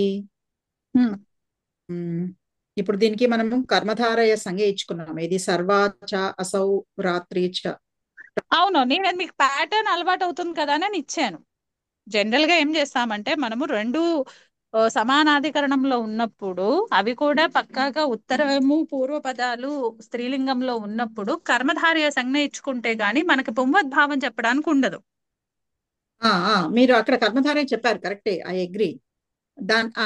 ఇప్పుడు అక్కడ పుంవత్ కర్మధారయ అనే సూత్రం, పుంవత్ కర్మధారయ జాతీయ దేశీయేషు ఆ సూత్రం చేత మనకి జనరల్ గా నార్మల్ సుబంతాలన్నిటికీ కూడా కర్మధారయ అంటే కర్మధారయ సమాసంలో ఉన్నటువంటి పూర్వ పదానికి పుంవద్భావం వస్తుంది. కానీ మనకి ఇక్కడ ఉన్నది స్పెషల్ సర్వనామాలు, సర్వనామ శబ్దం కదా. సర్వనామను వృత్తి మాత్రే పుంవద్భావం. అందుకని ఆ పుంవద్భావం ఆ సూత్రంతో కాకుండా దీనికి స్పెషల్ గా చెప్పేశారు కాబట్టి ఇది అపవాద శాస్త్రం లాగా దీన్నే తీసుకుంటాం. ఓహో, ఓకే. సర్వనామ్నః వృత్తి మాత్రే పుంవద్భావో వక్తవ్యః అనేటటువంటి వార్తికం చేతనే ఇక్కడ సర్వ అనేటటువంటి పూర్వపదానికి సర్వనామ శబ్దమైనటువంటి పూర్వపదానికి పుంవద్భావము టాప్ నివృత్తి. అప్పుడు సర్వ రాత్రి అచ్. ఇప్పుడు దీనికి మనం అదంతా అయిపోయింది, ఇది ప్రాతిపదిక సంజ్ఞ సుపులకు అంతా అయిపోయింది. అంతే. యచిబమ్మ యస్యేతి చ అది కూడా అయిపోయాక సర్వరాత్ర వచ్చింది. ఇప్పుడు సంజ్ఞ ఉంది అని అంటున్నారు. తత్పురుష సంజ్ఞ కర్మధారయ రెండు ఉంది అంటున్నారు. అవును. ఇప్పుడు మీరు ఫస్ట్ చెప్పిందేమో కర్మధారయ ఉంది కాబట్టి ఇదంతా ఎక్స్ప్లెనేషన్ ఏది సర్వనామం కర్మధారయం ఎందుకు అంటే పుంవద్భావం కోసం కర్మధారయం చెప్పుకోవాలి. ఇప్పుడు మీరు తత్పురుష పోర్ట్ఫోలియోలో తీసుకున్నట్టయితే పర్వలింగం పర్వలింగం. ఈ తత్పురుషలో ఒక పార్ట్ కర్మధారయం అండి. తత్పురుషలో ఒక సబ్ టైప్ కర్మధారయం, ఇంకో సబ్ టైప్ ద్విగు. అంటే ఇవన్నీ ఒక పెద్ద అంబ్రెల్లా అనుకుంటే అవన్నీ చిన్న చిన్న క్యాండిడేట్స్ అంబ్రెల్లాలకు వచ్చేవి. అంటే ద్వితీయ తత్పురుష, దీంట్లో ప్రథమ తత్పురుష లాగా రూఢిగా చెప్పాలంటే అది కర్మధార. ఆహాహా, లేదు లేదు, అసలు ప్రథమ తత్పురుష కాన్సెప్ట్ వేరు. ఇది సమానాధికరణం. ఇది కర్మధారయాలు. ఇది సూత్రం చెప్పారు. మీరు లౌకికంగా మాట్లాడే సమాస పుస్తకంలో చూసేటటువంటి ప్రథమా తత్పురుష ఏకదేశీ సమాసం. ఓహో, అది ఏకదేశీ ఏకదేశీ మనకి సమాసం. ప్రథమ అని చెప్పి నిర్దిష్టంగా మనకి తత్పురుష ప్రకరణంలో సూత్రం లేదు. ఇప్పుడు ఎలా అయితే మీరు ద్వితీయ శ్రితాతీత గతిత పత, అమ్మో మర్చిపోయాను మధ్యలో, అది ఆ సూత్రం ద్వితీయ అని తృతీయ అని అలా ఉన్నాయి కదా, మీకు అలా ప్రథమ అని ఉచ్చరిస్తూ మనకు సూత్రం లేదు తత్పురుషలో. లేదు. కాకపోతే ఎక్కడో మధ్యలో నామన్ క్లియేచర్ అలా పూర్వీకులు ఎక్కడో వాడినట్టున్నారు. సో మనకి ఆ సమాస పుస్తకాలలో అలానే కామన్ గా మనకి బయట వినిపిస్తుంది ప్రథమా తత్పురుష. బట్ దట్ ఈస్ ఈక్వలెంట్ కాదు, దట్ ఈస్ సినానిమస్ టు ఏకదేశీ సమాసం. అది ఏకదేశీ సమాసం అని చెప్పుకోవచ్చా? కర్మధారయ లాగా చెప్పుకోకూడదు అది? ఆహాహా, అది కాదండి. ఒక్కసారి చూడండి మీరు దాని ఒక ప్రథమా తత్పురుషకు ఒక ఎగ్జాంపుల్ ఇవ్వండి, మీకే తెలిసిపోతుంది. ఇప్పుడు మీరు అనుకున్న ప్రథమా తత్పురుషకి ఒక ఎగ్జాంపుల్ చెప్పండి. దీంట్లో నుంచే చెప్తాను. అర్థం దినస్య, ఓకే. అర్థం ఫలస్య, అర్థం రాత్రేహే. అక్కడ ఏమొచ్చాయి? రెండు సమానాధికరణంలో ఉన్నాయా? అర్థం దినస్య, అర్థ శబ్దం ఏమో ప్రథమాలో ఉంటుంది, ప్రథమాలో ఉత్తర ఉంది, పదం తర్వాత ఏమో షష్ఠీలో షష్ఠీలో ఉంటుంది. పూర్వం కాయస్య, ఏంటండి? పూర్వం కాయస్య, పూర్వం కాయస్య. ఎలా చూసుకున్నా మీకు ఏకదేశీ సమాసము లేదా ప్రథమా తత్పురుషలో ప్రథమ అంటే పూర్వ పదం మాత్రమే ప్రథమ విభక్తిలో ఉంటుంది, ఉత్తర పదం షష్ఠీలో ఉంటుంది. Okay okay okay. ప్రథమా తత్పురుష సమానాధికరణం ఉంటే అప్పుడు కర్మధారయ. రెండు ఒకటి ఒకే వస్తువుని సూచిస్తుంది. ఏకదేశీ సమాస ఇది. ఓకే, ఇప్పుడు కొంచెం క్లియర్ అయింది. సో మీరు ఇప్పుడు నా అసలు డౌట్ ఏంటంటే, ఇప్పుడు మీరు ఇక్కడ సంజ్ఞ చెప్పుకొని సర్వనామ్నో వృత్తి మాత్రే పుంవద్భావ వక్తవ్య అనే వార్తికం ఈ సమస్త పదానికి స్త్రీత్వం ఇచ్చారు.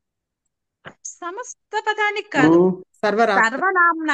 ఒకసారి అది వార్తికం, ఒక్కసారి పదాలు చూసుకుందాం. సర్వనామ్న షష్ఠీలో ఉంది, సర్వనామ శబ్దానికి. వృత్తి మాత్రే అంటే వృత్తి విధాయక శాస్త్రంలో. ఇప్పుడు పుంవద్భావః అంటే పుంవద్భావము వక్తవ్య చెప్పబడాలి. దేనికి చెప్పబడాలి పుంవద్భావము? కేవలం సర్వనామాలకి, అంతే, శబ్దాలకి. అంతే. ఓకే, సో ఓన్లీ మనం సర్వ అనే దానికి టాప్ నివృత్తి చేయడానికి ఈ వార్తికం చెప్పుకున్నాం అన్నమాట. అంతే. ఓహో, ఓకే ఓకే ఓకే. అంతే. ఇప్పుడు తర్వాత అది పరవలింగం ద్వంద్వ తత్పురుషయో, అది అదే సమస్త పద ప్రాతిపదికకి. సమస్త పద ప్రాతిపదిక ఏ లింగం ఇవ్వాలి అని చెప్పడానికి ఆ సూత్రం వస్తుంది. అంతే. Okay okay. సో పూర్వపదము ఇది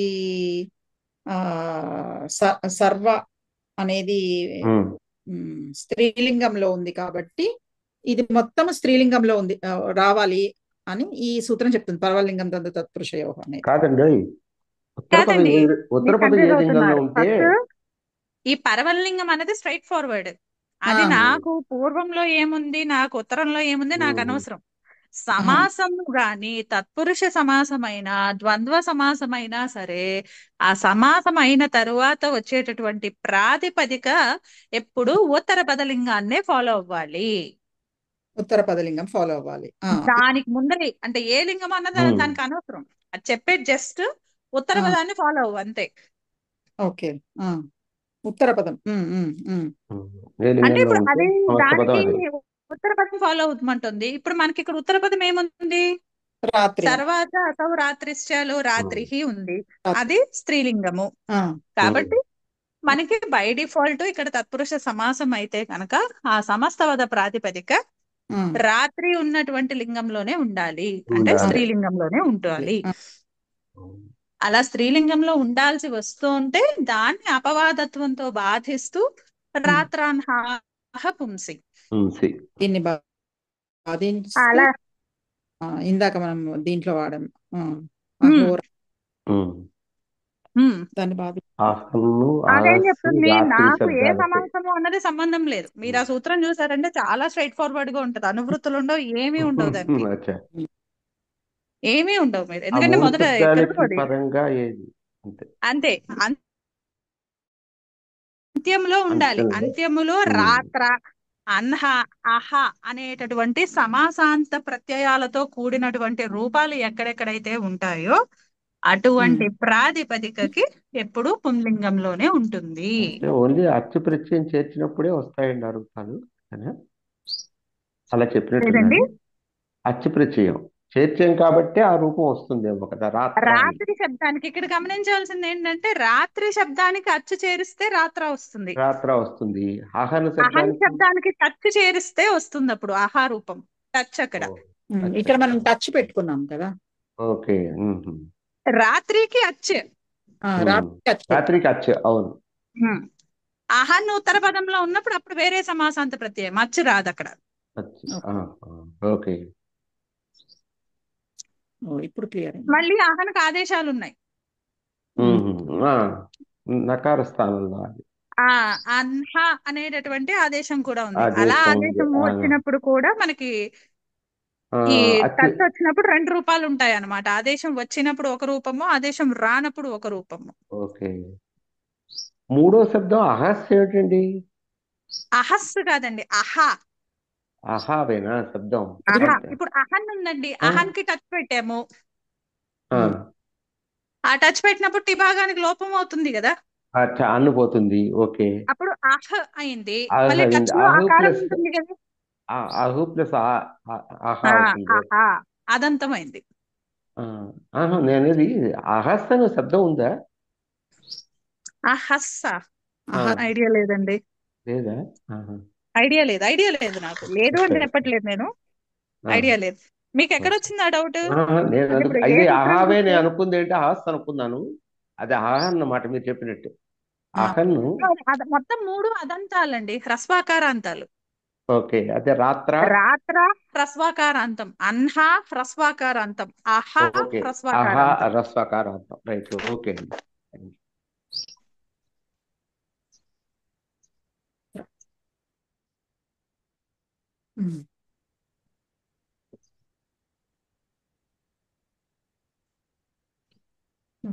ఇది ఇక్కడి వరకు క్లియర్ గా ఉన్నాయండి.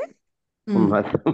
తర్వాత అప్పుడు అంటే ఇవి ఇంకొక రెండు మీరు ప్రక్రియలు చూసారంటే మళ్ళీ ప్యాటర్న్ వచ్చేస్తుంది, సేమ్ ప్యాటర్న్ లోనే నడుస్తాయి. ఇంకా మనకి అక్కడ ఇంకేమున్నాయి, పూర్వపదాలు నిమిత్తాలలో ఆహన్ను చూసేసాము, సర్వా చూసాము. ఇప్పుడు ఏకదేశకు వద్దాం. ఏమనుకున్నాము, ఏకదేశము అంటే అవయవము, అంటే విభాగము, ఒక పార్ట్ అని చెప్పడం. అలాంటి ఏకదేశ వాచకాలు ఏమేంటి అనుకున్నాము, పూర్వ, అపర, అధర, ఉత్తర, మధ్య, అర్ధ కూడా ఎందుకంటే మనకి ఆ ఏకదేశ ప్రకరణంలో వచ్చేటటువంటివన్నీ కూడా ఏకదేశ వాచకాలు అవుతాయి. ఆ ప్రకరణంలో మనకి అర్థం నపుంసకం అనే సూత్రం చేత అర్థం కూడా చెప్తారు. కాబట్టి 6 శబ్దాలు. ఈ సూత్రం ఏం చెప్పారండి ఒకసారి? పూర్వాపరాధరోత్తమం ఏకదేశి నైకాధికరణే. 2 2 1 అనుకుంటా, దీంతోనే మొదలవుతుంది రెండో పదం. అవునండి. అవునండి. 2 2 1. దాన్ని పరసూత్రము అర్థం నపుంసకం. ఇవి ఈ సూత్రాలలో కవర్ చేసినవి ఏకదేశ వాచకాలు అంటాం. పూర్వ, అపర, అధర, ఉత్తరం ఇచ్చారు ఇక్కడ. ఇది ఓకే, ఇది 2 2 1. ఇది 2 2 1. దీని పరసూత్రమే అర్థం నపుంసకం. సో సూత్రాల ద్వారా 5 తెలిసాయి. సూత్ర నిర్దేశాల ద్వారా ఇంకొక 2 జ్ఞాపితం అవుతాయి, మధ్య, సాయ. అనువృత్తియా? మధ్య, సాయ. కాకపోతే ఈ సాయ అన్నది మనకి మనము కేవలము ఈ సాయాన్హ అని అహన్కి మాత్రమే వాడతాం మనం. అర్థము రాత్రి శబ్దంతో సంగతం కాదు. సాయ అంటే సంధ్య కదా, సాయంకాలం ఉంటుంది. అందుకని మనకి రాత్రి శబ్దంతో దాని ప్రయోగం ఉండదు, సంగతం కాదు. అందుకని కేవలము సాయ అన్నది అహన్కి మాత్రమే వాడతాము. మధ్య అన్నది రెండిటికి వాడతాం, అహన్కి రాత్రకి. మనం కామన్ గా తెలుగులో కూడా రెగ్యులర్ గా వాడతాం కదా, అర్ధరాత్రి, మధ్యరాత్రి. తెలుగులో రాత్రి అంటాము, ఇక్కడ మనకి సమాసాంత ప్రత్యయాలు వచ్చి అర్ధరాత్రః, మధ్యరాత్రః, పూర్వరాత్రః, అపరరాత్రః అనేటువంటి రూపాలు వస్తాయి.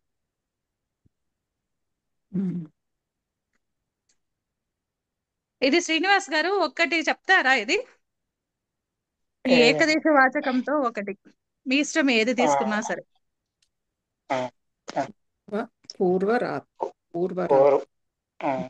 పూర్వం రాత్రేః. రాత్రి శబ్దానికి షష్ఠీ విభక్తి రాత్రేః.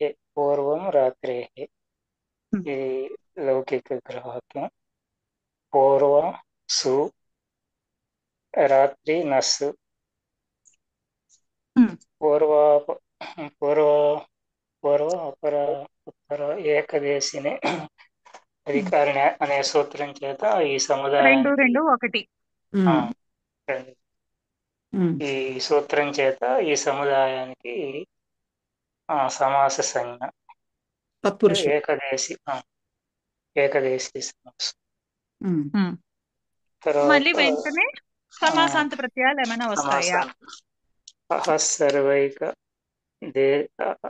సర్వైక దేశ సంఖ్యాత పుణ్యాక్షరాత్రేః అనే సూత్రం చేత ఈ తత్పురుష సమాసానికి సమాసాంత ప్రత్యయం అచ్చు ప్రత్యయం వస్తుంది. అప్పుడు పూర్వ సు, రాత్రి నస్, అచ్చు. తర్వాత ఈ సమాసం అయింది కాబట్టి సుపోధాతు ప్రాతిపదిక సూత్రం చేత సుప్పులికి లుప్పు. అప్పుడు పూర్వ, రాత్రి, అచ్చు. ఉపసర్జనం అచ్చుగా అనుబంధ లోపాలు చేస్తే ఆమె పూర్వ. తర్వాత పూర్వ సమాస విధాయక సూత్రంలో పూర్వ అనే శబ్దము ప్రథమా విభక్తిగా చెప్పబడింది కాబట్టి ప్రథమా నిర్దిష్టం సమాస ఉపసర్జనం అనే సూత్రం చేత పూర్వ అనే శబ్దానికి ఉపసర్జన సంజ్ఞ. బ్రేక్ చేస్తున్నాను. ఇప్పుడు మీరు ఉపసర్జన సంజ్ఞ చెప్పుకుంటున్నారు కదా, ఉపసర్జన సంజ్ఞ ఎప్పుడెప్పుడు చెప్పుకోవాలండి? ప్రతిదండి. సమాసం విధించాము అంటే కంపల్సరీగా ఉపసర్జన సంజ్ఞ చెప్పుకుంటే గానీ దానికి పూర్వ ప్రయోగం రాదు. అంటే ఇప్పుడు ఈ రెండు రూపసిద్ధులు చెప్పారు కదా మీరు, అహోరాత్రః అండ్ దెన్ ఇంకోటి ఏంటిది అది? అహోరాత్రహాలో నేను ఎందుకు కావాలని టచ్ చేయలేదంటే మనం ద్వంద్వంలో ఉపసర్జన సంజ్ఞకి వేరే సూత్రాలు ఉంటాయి. అసలు మనం ఆ ప్రకరణం టచ్ చేయలేదు కాబట్టి నేను అక్కడ టచ్ చెప్పలేదు.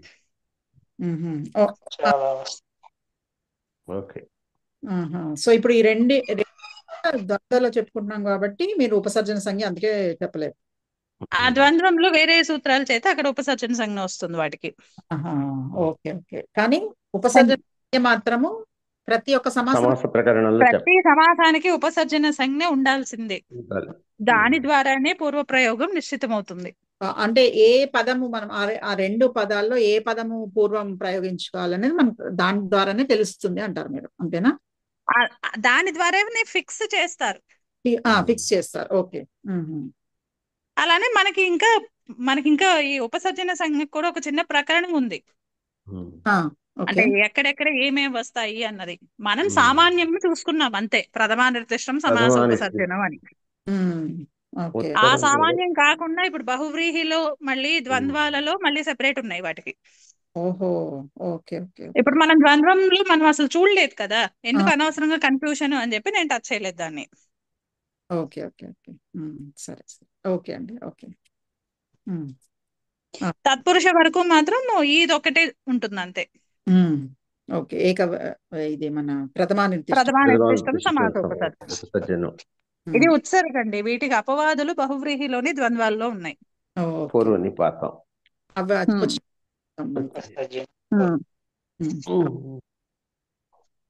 ఉపసర్జన పూర్వం ఈ సూత్రం చేత ఉపసర్జన సంజ్ఞ కలిగిన పూర్వ శబ్దానికి పూర్వ నిపాతం. అప్పుడు పూర్వరాత్ర ఆ. ఈ పూర్వరాత్ర అనే శబ్దానికి యచివం అనే సూత్రం చేత వసంజ్ఞ. పూర్వరాత్రి రాత్రి అయినట్టయితే పూర్వరాత్రి అనే శబ్దానికి యచివం అనే సూత్రం చేత వసంజ్ఞ. రాత్రు ఎస్ఏటిచ అనే సూత్రం చేత ఈ పూర్వరాత్రిలో ఉన్నటువంటి వికారానికి లోపం. అప్పుడు పూర్వరాత్ర వర్ణమేళనం చేస్తే పూర్వరాత్ర అనే ప్రాతిపదిక వచ్చింది. ఇప్పుడు లింగం రాత్రాన్హాంసి. ముందర ఇది కూడా చెప్పండి. పరవలింగంతో ఇక్కడ స్త్రీలింగం వస్తూ ఉంటే దాన్ని బాధిస్తూ. పరవలింగం ద్వంద్వ తత్పురుషయోహో అనే సూత్రం చేత ఈ పూర్వరాత్ర అనేటువంటి సమస్త పదానికి స్త్రీలింగం ప్రాప్తిస్తూ ఉండగా రాత్రాన్హాహ పుంసి అనే సూత్రం చేత పుంలింగం ప్రాప్తిస్తుంది. పూర్వరాత్ర సుప్రత్యయం చేరిస్తే పూర్వరాత్ర అని.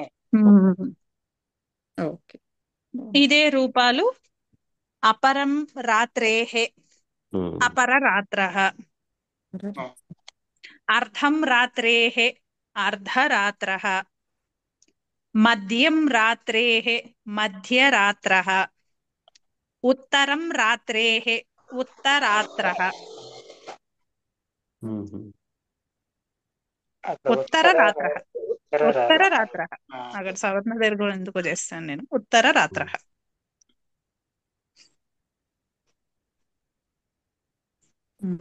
ఓకే. అపరరాత్ర, అర్ధరాత్ర, మధ్యరాత్ర. సంఖ్యావాచకంతో అయితే ఓకే. సో ఇప్పుడు అదే సూత్రంలో ఉన్నది పూర్వ, అపర, అధర, ఉత్తర చెప్పారు మీరు. ఇవి కాకుండా మళ్ళీ మీరు అర్ధ మధ్య 6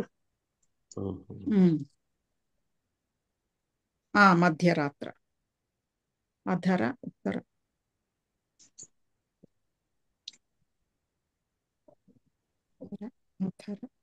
మధ్య ఉత్తర కూడా చెప్పేసారు. మధ్య మనకి సూత్రంలో 4 చెప్పారండి. అర్థం నపుంసకంలో అర్థం చెప్పారు 5. సూత్రం కాకుండా సూత్రం చేత జ్ఞాపితమైనటువంటివి 2, మధ్య, సాయం. కానీ ఇక్కడ సాయం అన్నది మనకి రాత్రి శబ్దంతో సంగతం లేదు కాబట్టి సాయం డిస్కార్డ్ చేసేసాము, మధ్య తీసుకుంటాం. వీటికి సంఖ్యావాచకంతో కలిపి చెప్పినటువంటి మళ్ళీ సెపరేట్ కిందండి. ఏదండి సంఖ్య మళ్ళీ సెపరేట్. మనం అన్ని 1 by 1 వస్తున్నాం ప్రతిదానికి మళ్ళీ. ఓకే, అంటే రాత్రి శబ్దమే మళ్ళీ దానికి లింక్ చేసిన. ఓకే, అప్పుడేమవుతుంది సంఖ్యా శబ్దాలలో సమాహారార్థంలో ద్విగు వస్తుంది అక్కడ.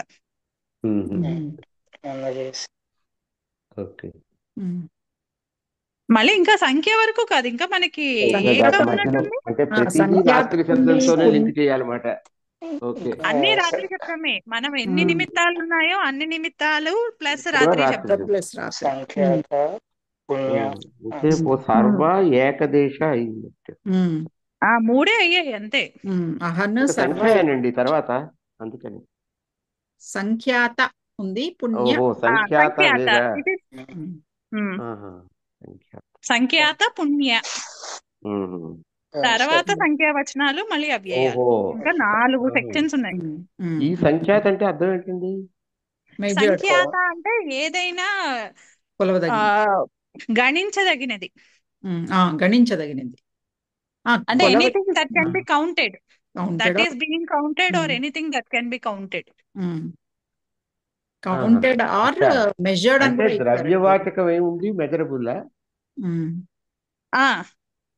ఎందుకంటే ఇక్కడైతే మనకి మీరు చెప్పినట్టు సంఖ్య అనుకోండి, అది దిగులాగా. అక్కడైతే నెంబరే, అక్కడ ఇక్కడైతే quantity that can be measurable also, సంఖ్యాత. క్వాంటిటీ కాదు కానీ అంటే నెంబర్ లోకి రాదు ఇక్కడ సంఖ్యాత అన్నది. Okay okay. ఏ ద్రవ్యం అయితే మనం కొలవగలమో అది సంఖ్యాత. ఓకే. రైట్. అంటే ఇప్పుడు మనము షుగర్ ఉంది, ఇప్పుడు షుగర్ అవును పార్టికల్స్ అయితే కొలవలేం కదా. సో ఇప్పుడు అవును. దానికి సంఖ్యాత శర్కర అంటే కుదరదు. ఉమ్, ఉమ్, ఉమ్, అదే ఇప్పుడు బ్యాగ్స్ ఉన్నాయి, కౌంట్ ఇక్కడ అయిపోయింది. ఏమి కౌంట్ చేస్తున్నారు, ఆ బ్యాగ్స్ నే కౌంట్ చేస్తున్నాము అని చెప్పాలి. అప్పుడు సంఖ్యాతాహ ఏంటిది బ్యాగ్ అమ్మాయి, ఇవన్నీ సో మర్చిపోతున్నాం మొత్తానికి. సంఖ్యారాత్రి స్యూతాహ స్యూతః ఎగ్జాంపుల్ స్యూత సంఖ్యారాత్రి అని ఇచ్చాడు కదా. యూట్ సంఖ్యాత రాత్రి రాత్రః అంటే the nights that can be counted. అంటే మళ్ళీ ఇప్పుడు నేను మన జర్నీ ఎన్ని నైట్స్, ఇప్పుడు ఏదో ట్రిప్ అవునా, వెళ్తామండి మనం. అందుకే నేను అంటుంది అక్కడ సంఖ్యావాచకం కింద ద్విరాత్రం అలా అన్నాం అనుకోండి, అక్కడ ఆ, రెండు అక్కడ రాత్రులు 3 రోజులు అని చెప్పేస్తున్నాం క్లియర్ గా, నెంబర్ చెప్తున్నాం. అక్కడ నెంబర్ చెప్తున్నాం. ఇక్కడ ఏంటంటే కేవలము రాత్రి అనేది మనం కొలవగలము అని మాత్రమే చెప్తున్నాం అంతే. అంతే. అచ్చా. ఇప్పుడు అంతే, ద్రవ just ఒక పదార్థాలని indication. ద్రవ పదార్థాలని లీటర్స్ లో అట్ట కొలుస్తాం కదా, ఆ, అవునండి. మరి దాన్ని ఏం అవును. చేయాలి? అక్కడ నెంబర్ చెప్పరు మాట, ఇక్కడ ఉంది మామూలుగా. అది అంతే. ఇక్కడ నెంబర్ ఆవిడ గురించి అని కాదు, అంటే అది కాదు, మెజర్ చేయగలుగుతామా మెజర్ చేయలేమా అంతే. చెయ్యవచ్చును అని చెప్పడమే అంతే. ఓకే. అంతే. అది సింపుల్ గా ఎన్ని రాత్రి ప్రయాణం రాత్రులు చేస్తాడు అన్నట్టయితే ఓకే అనుకుంటాను. అదే 2 రాత్రుల్లో 3 రాత్రుల్లో చెప్పినట్టయితే సంఖ్యావాచకం. అది ఇప్పుడు మీరు చెప్పినట్టు ద్విరాత్ర అవన్నీ కూడా ఈ అవైతే పోర్ట్ఫోలియోలో వస్తాయి. సంఖ్యావాచకంలోకి వెళ్తాయి. అలా మనం కాకుండా రాత్రి అంతా ప్రయాణం చేస్తాడు, లేకపోతే రాత్రులు ప్రయాణం చేస్తాడు అన్నాం అనుకోండి సింపుల్ గా, అప్పుడు కాదేమో మీరు చెప్పి అప్పుడు సంఖ్యాత వస్తుంది. సంఖ్యాతేమో అది మీరు. అంటే జస్ట్ అదొక ఇండికేషన్ అండి అంతే. అదేలేండి, మనం ఎక్కడ ఇండికేషన్. వాడతారో కూడా అర్థం కాదు. అంటే అదేలేండి మీరు జస్ట్ చెప్పినట్టు we don't put ఇవి the number, మెషర్ but చేయొచ్చు అని చెప్పడం అంతే. అదేలేండి మీరు చెప్పిన నెంబర్ చెప్పకుండా మనం చెప్తాం అక్కడ అంతే. అంతే. లీటర్లలో అలాగే అన్నాం అనుకోండి, మనకి ఎన్ని అందుకే లీటర్లో మనం చెప్పం వివక్ష యూజ్ చేస్తాం. ఇప్పుడు అంతే. లవణమే ఉంది, ఇప్పుడు లవణాన్ని అవును. అయితే కిలోల్లో కావాలంటే లవణ ప్యాకెట్లను కొలవగలం కానీ లవణ కణాలను కొలవం కదా. వెయిట్ పరంగా అవును. ప్యాకెట్స్ ఉంటే ఓకే, సాల్ట్ అంచేత ప్యాకెట్స్ ఓన్లీ ఇంకా అక్కడ దాంట్లో పదార్థం ఉంటాయి. చెప్తాం కానీ అది కొలవగలిగింది కాబట్టి అంతే. అంతకన్నా అంతే అంతే. ఇది దానికి జస్ట్ అందుకే మళ్ళీ కొలవదగినటువంటి పదార్థము అని రైట్ ఇండికేషన్. దాన్ని 1 2 అనేటటువంటిది మళ్ళీ సంఖ్యావాచకంతో చెప్పవలసిందే. అది మనకి ఈ పదంతో తెలియదు. సంఖ్యాత రాత్ర అంటే తెలీదు. జస్ట్ అవునండి, ఈ నైట్స్ అనేవి మనం కొలవగలం, నెంబర్ ఆఫ్ అంతే నైట్స్ అన్నది మనం చెప్పగలము అని చెప్తాం. అంతే ఇండికేషన్ అవతల వాళ్ళకి అంతే. అంతే. ఓకే, బాగుంది. అది మళ్ళీ ఎన్ని అనాలంటే మళ్ళీ అక్కడ సంఖ్య ఉపయోగించాలి, 2 రాత్రుల 3 ఉపయోగించవచ్చు. రాత్రుల అన్నది. అవునండి. ఓకే. అదే. సో ఇవి రేపు ఒకసారి చూసుకుందాం. ఇవి చూద్దామండి. సంఖ్యాత పుణ్యం. బాగుంది. ఈ అహన్న మాత్రం మనని ఇంకొంచెం రోజులు అయితే వదిలిపెట్టదు, తర్వాత అయినా వరుసగా అహన్న మీదే వస్తాయి. అందుకని కొంచెం అహన్న మీద మాత్రం స్పెషల్ ఆదేశాలు లేకపోతే ఇప్పుడు ఈ ఎక్స్ట్రా సూత్రాలు ఇవైతే మనం కొంచెం దృష్టిలో పెట్టుకోవాలి.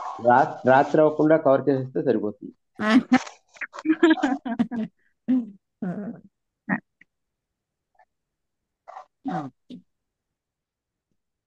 ఓకే అండి.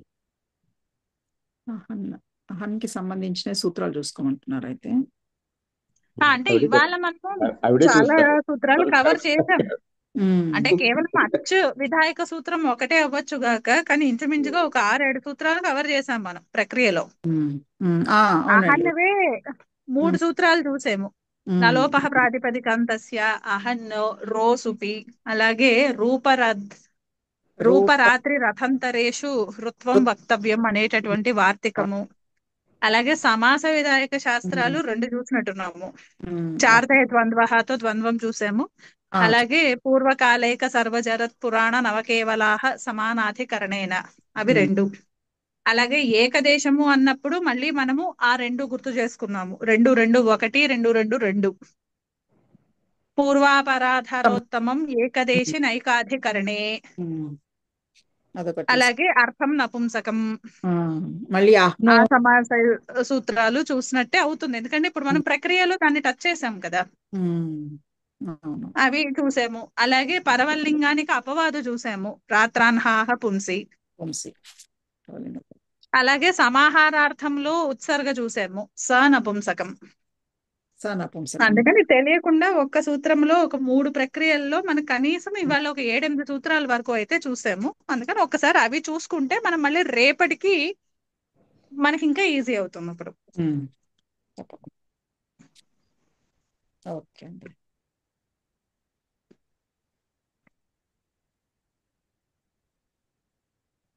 సరేనండి, ఇంకేమైనా సంశయాలు ఉన్నాయా ఇవాళ దాంట్లో కానీ, లేకపోతే ఇప్పటి వరకు కానీ? దీంట్లో లేదు, కానీ నాకు వేరే దాంట్లో చాలా బేసిక్ డౌట్స్ ఉన్నాయండి. అంటే ప్రక్రియ రాయాలి అంటే చెప్పడానికి అర్థం అవ్వడానికి ఓకే, కానీ ప్రక్రియ కొంచెం దేంట్లో అండి, ఏ ప్రక్రియ? సింపుల్ అండి. ఇప్పుడు మనము ఇవాళ మార్నింగ్ చూసిన శబ్దం ఉంది చూడండి, ప్రణిపత్య అనే దాంట్లో అక్కడ ప్రా ఉపసర్గ ఉపసర్గ పత్ ధాతువు కదా. ఈ ఉపసర్గలు మనం చేరుస్తున్నామా లేదంటే అది సమాసం చేస్తున్నామా? ఏదండి, నాకు ఇప్పుడు వాయిస్ క్లియర్ గా లేదు. ప్రణిపత్య అనేది ఉంది చూడండి, ఇవాళ మనం చూసిన దాంట్లో ప్రణిపత్యాహం అని వచ్చింది మనకి. ఇది మన రామోదంతంలో, శ్రీరామోదంతంలో. అయితే అక్కడ 2 ఉపసర్గల పూర్వక, ద్వయోః ఉపసర్గ పూర్వక పత్రులు ధాతు కదా. అయితే ఇప్పుడు ఈ ఉపసర్గలు చేర్చుకునేటప్పుడు నేను ఎలా రాసేదాన్నంటే డైరెక్ట్ గా ఉపసర్గ చేర్చేసి ఇది ప్రాదుల్లో నుంచి వచ్చింది, ఇది ఉపసర్గ పూర్వకంగా వచ్చింది, సారీ క్రియాయోగంలో వస్తుంది కాబట్టి దీనికి ఉపసర్గ అనే సంజ్ఞ కూడా ఉంది అన్నట్టుగా రాసేదాన్ని అనమాట నేను. కానీ ఇప్పుడు అక్కడ కేవలం మనము దాన్ని ఉపసర్గని పూర్వంగా లేదు, ఇక్కడ మనకు ఉపసర్గ హోదాతో పాటుగా గతి సంజ్ఞ ఉన్నప్పుడే మనకు సమాసం. అది అది ఆ ప్రక్రియ అంటే ఇక్కడ మనకి ప్ర ని పత్ త్వా సమాన కర్తృకయోః పూర్వకాలే త్వా అనే సూత్రం చేత ఈ ప్రాణి ద్వయోః ఉపసర్గ పూర్వక పత్రులు ధాతువు కంటే పరంలో త్వా ప్రత్యయం. అంటే ఇప్పుడు ప్రాణి అనేవి రెండు ఒకేసారి పెట్టుకోవచ్చా మనము? ప్రా నీ విడివిడిగా పెట్టుకోవాలి మొత్తం అంతా. అంటే ఇదంతా కూడా ఏంటంటే అవి సమాసంలో ఇన్వాల్వ్ కాకపోయినా అవన్నీ మన ప్రక్రియ మొదటి నుంచి ఎండింగ్ వరకు వస్తాయండి. మ్యాజికల్ గా మనం ఇంకా నిపత్య తీసుకుని నిపత్య చేసి దానికి ప్ర యాడ్ చేయడం కాదు. నేను అది కాదు, అంటే మనం స్టార్టింగ్ లో అలాగే నేర్చుకుంటాం, అలాగే చేస్తాము.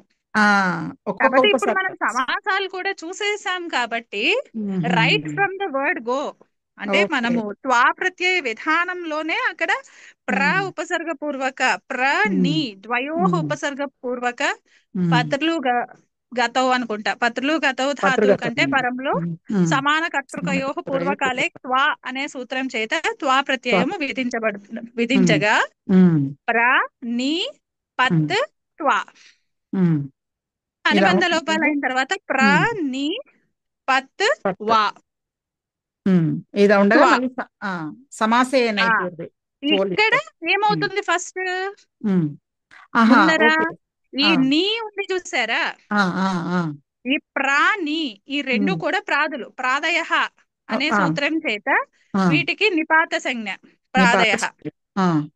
అలాగే ఉపసర్గాః క్రియాయోగి అనే సూత్రం చేత ప్రాణి రెండిటికి కూడా పత్ ధాతువు యోగములో ఉపసర్గ సంజ్ఞ. తర్వాత నీ అనేది మనకి అవ్యవహిత పూర్వంగా ఉంది, పత్ ధాతువు కంటే పరం కదా, అవ్యవహిత పూర్వంగా. కాబట్టి ఇక్కడ నీకి స్పెషల్ క్యారెక్టర్ వచ్చేస్తుంది ఫస్ట్. గతి ఏమని, ఈ నీ అనే ఉపసర్గకి ప్రాది అయినటువంటి ఉపసర్గకి పత్ ధాతువు యొక్క యోగములో క్రియాయోగములో గతిశ్చ అనే సూత్రం చేత గతి సంజ్ఞ. అంటే ఇంకొక బేసిక్ డౌట్, ఇప్పుడు గతిష్ట అనేది ఏం చెప్తుంది? ఈ ప్రాదులు ఎప్పుడైతే ప్రాదులకే ఉపసర్గ ఉన్నా సరే క్రియాయోగములో గతి అనే సంజ్ఞ కూడా ఇప్పుడు ఆ క్రియాయోగం, లుక్ ఎట్ దట్ క్రియాయోగం. క్రియాయోగము అంటే అది కృత్తులే కావచ్చు, తింగులే కావచ్చు, ఏదైనా ఏదైనా. ధాతువు కంటే పరంలో ఒక ఏదో ఒక అర్థంలో ప్రత్యయం విధించబడాలి అంతే. అంతే అంతే. ఓకే. సో ఇప్పుడు మనము ల్యప్ త్వా అవన్నీ విధించుకుంటున్నాం. సో అందుకని ల్యప్ కాదు, మనం త్వానే త్వానే. ఓకే. త్వానే అక్కడ ప్ర నీ త్వా అని ఉన్నప్పుడు ఇప్పుడు నీ పత్ త్వా. ఎప్పుడైతే పత్ ధాతువు యోగంలో మనం ప్రత్యయం విధించామో వెంటనే ఈ నీకి మనకి గతి సంజ్ఞ వచ్చేస్తుంది, గతిశ్చ అనే సూత్రంతో. గతి ఎప్పుడైతే గతి సంజ్ఞ వచ్చిందో కుగతి ప్రాదయ అనే సూత్రం చేత గతి సంజ్ఞకమైనటువంటి నీ అనేటటువంటి శబ్దము సమర్థవంతమైన శబ్దాంతరంతో నిత్యంగా సమసించే తత్పురుష సమాసం. ఓకే, దీనికి తత్పురుష సమాసం. ఓకే, అక్కడ అది కూడా ఈ గతికారకోపపదానాం కృద్భిః సహ సమాసవచనం ప్రాక్ సుబుత్పత్తేహే అనే పరిభాషను అనుసరించి ఈ గతి సంజ్ఞ ఉన్నటువంటి నీ త్వా క్రు అనే త్వాంతముతో సుబుత్పత్తి కంటే పూర్వమే సమసిస్తుంది. ఈ పత్ అనే దాంతోనని చెప్పుకోవాలి ఇప్పుడు మనం. పత్ త్వా అది పోనీ అంగకార్యాలు తీసేసి అక్కడ పత్తుత్వానే ఉంచుకోండి, ఎందుకంటే మనకు అక్కడ అంగకార్యాలు అవసరం లేదు, ఎలానో రీప్లేస్మెంట్ అవుతుంది కాబట్టి. ఓకే. సో ఈ పతిత్వ అనే దానికంటే ఇక్కడ సుబుత్పత్తి చేయక మునిపే మనము దీనికి సమాసం చేసుకోవాలి. సో ఇప్పుడు ఏ కాంబినేషన్ కి నీ ప్లస్ పత్ ప్లస్ త్వా కాంబినేషన్ కి నీ అనే గతి సంజ్ఞ పత్ త్వా అనేటటువంటి శబ్దాంతరంతో సుబుత్పత్తి కంటే పూర్వమే ఉగతి ప్రాదయ అనే సూత్రం చేత సమాసము. సో అది కూడా మెన్షన్ చేసుకోవాలి మనం. ఓకే, అంటే బెటర్ టు మెన్షన్, ఎందుకంటే ఇక్కడ మనకి అవును ఉపపదం అతింగ్ అని చెప్పి అక్కడ స్పష్టంగా ఉంటుంది కాబట్టి మనం అక్కడ మెన్షన్ చేయక్కర్లా. ఇక్కడ కుగతి ప్రాదయలో మనకి అది యోగ విభాగం చేసి తెచ్చుకున్నాం కదా మనము, అందుకని ఇక్కడ మెన్షన్ చేసుకుంటాం గతికి. Okay okay. సో ఇప్పుడు సమాసత్వాత ప్రాతిపదిక సంజ్ఞ సుప్పులకు లుక్, ఇక్కడ ఏం సుప్పులు లేవనుకోండి, బై డిఫాల్ట్ వచ్చేస్తుంది అంతే. అప్పుడు ఏమైంది, ప్రా నీ పత్ త్వా అన్న స్థితిలో సమాసం అయిన తర్వాత సమాసే అనై పూర్వే త్వో ల్యప్ అనే సూత్రం చేత త్వా స్థానంలో ల్యప్ ఆదేశము.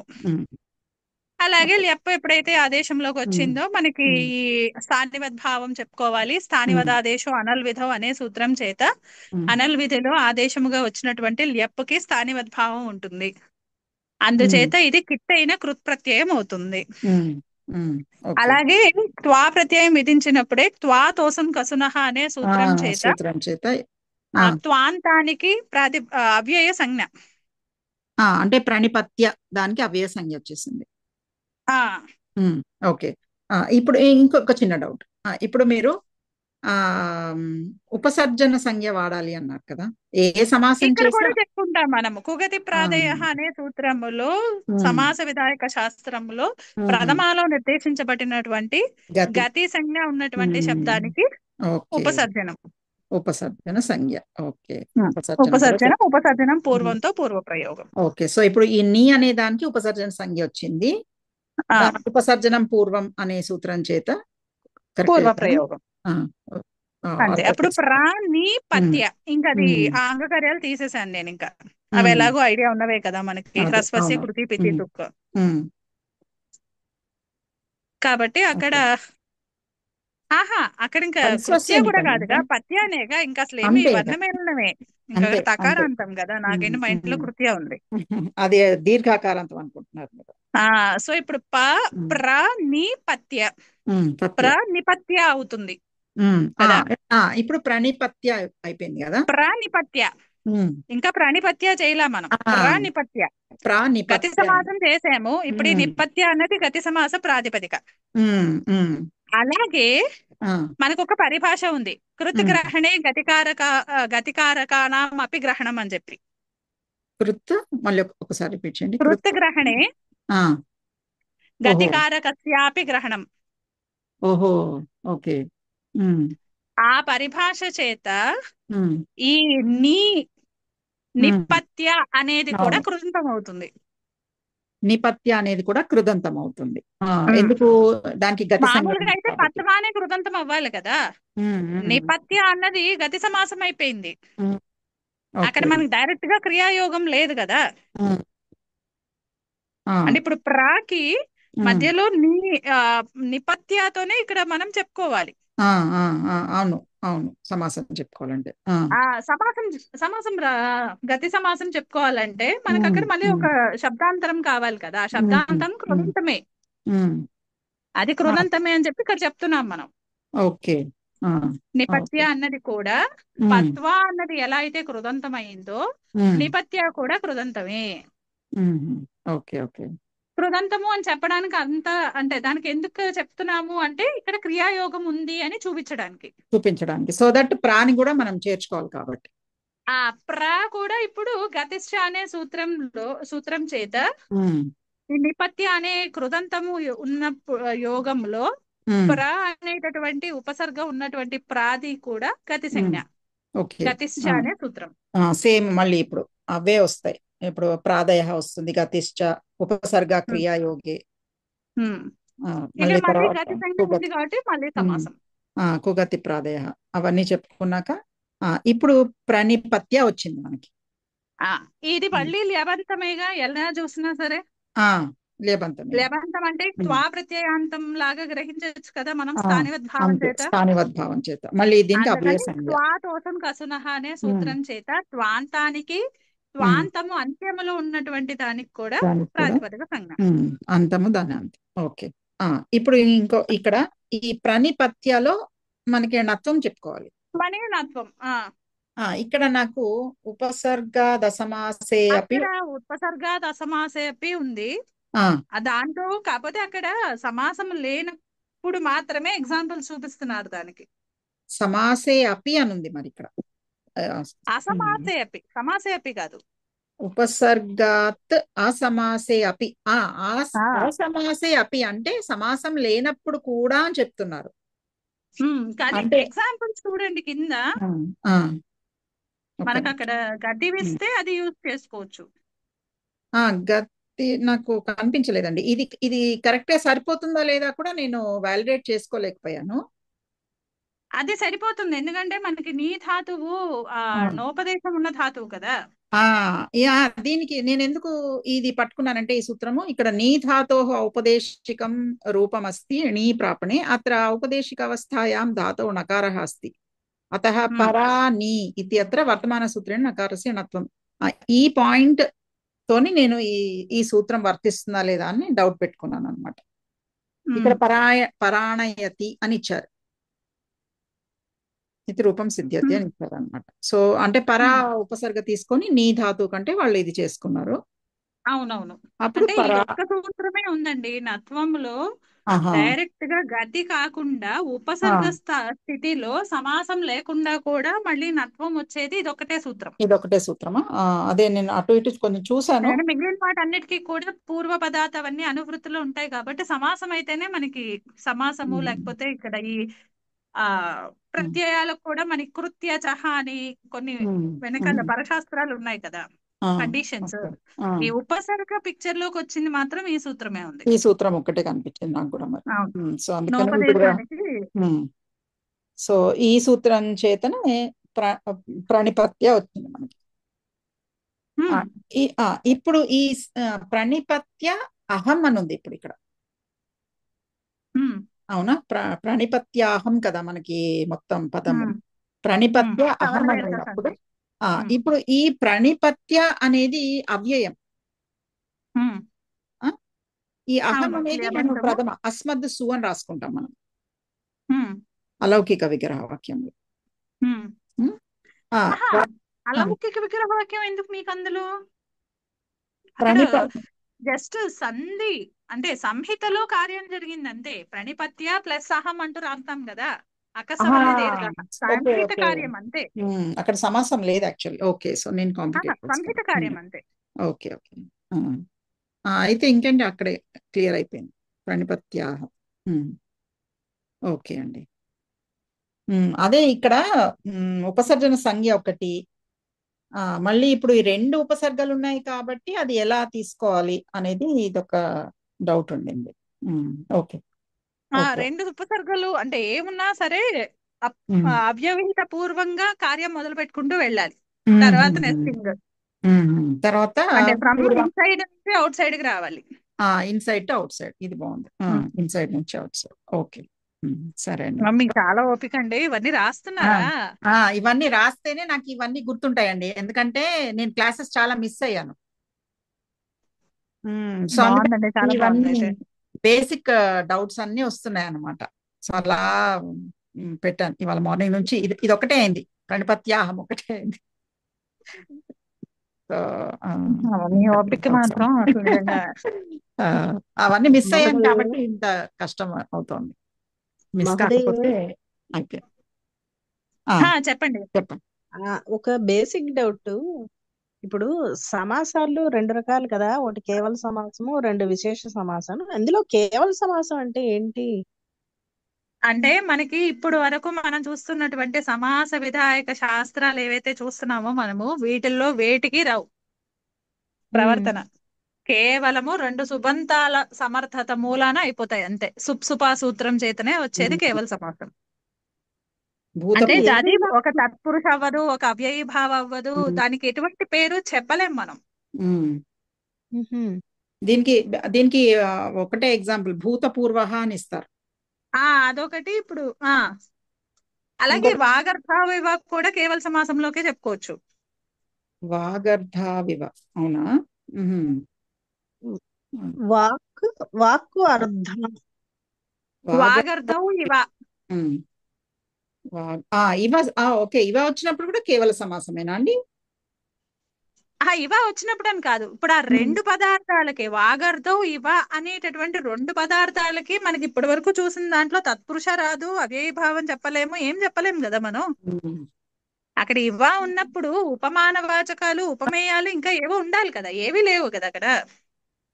వాక్ అర్థ ఓకే.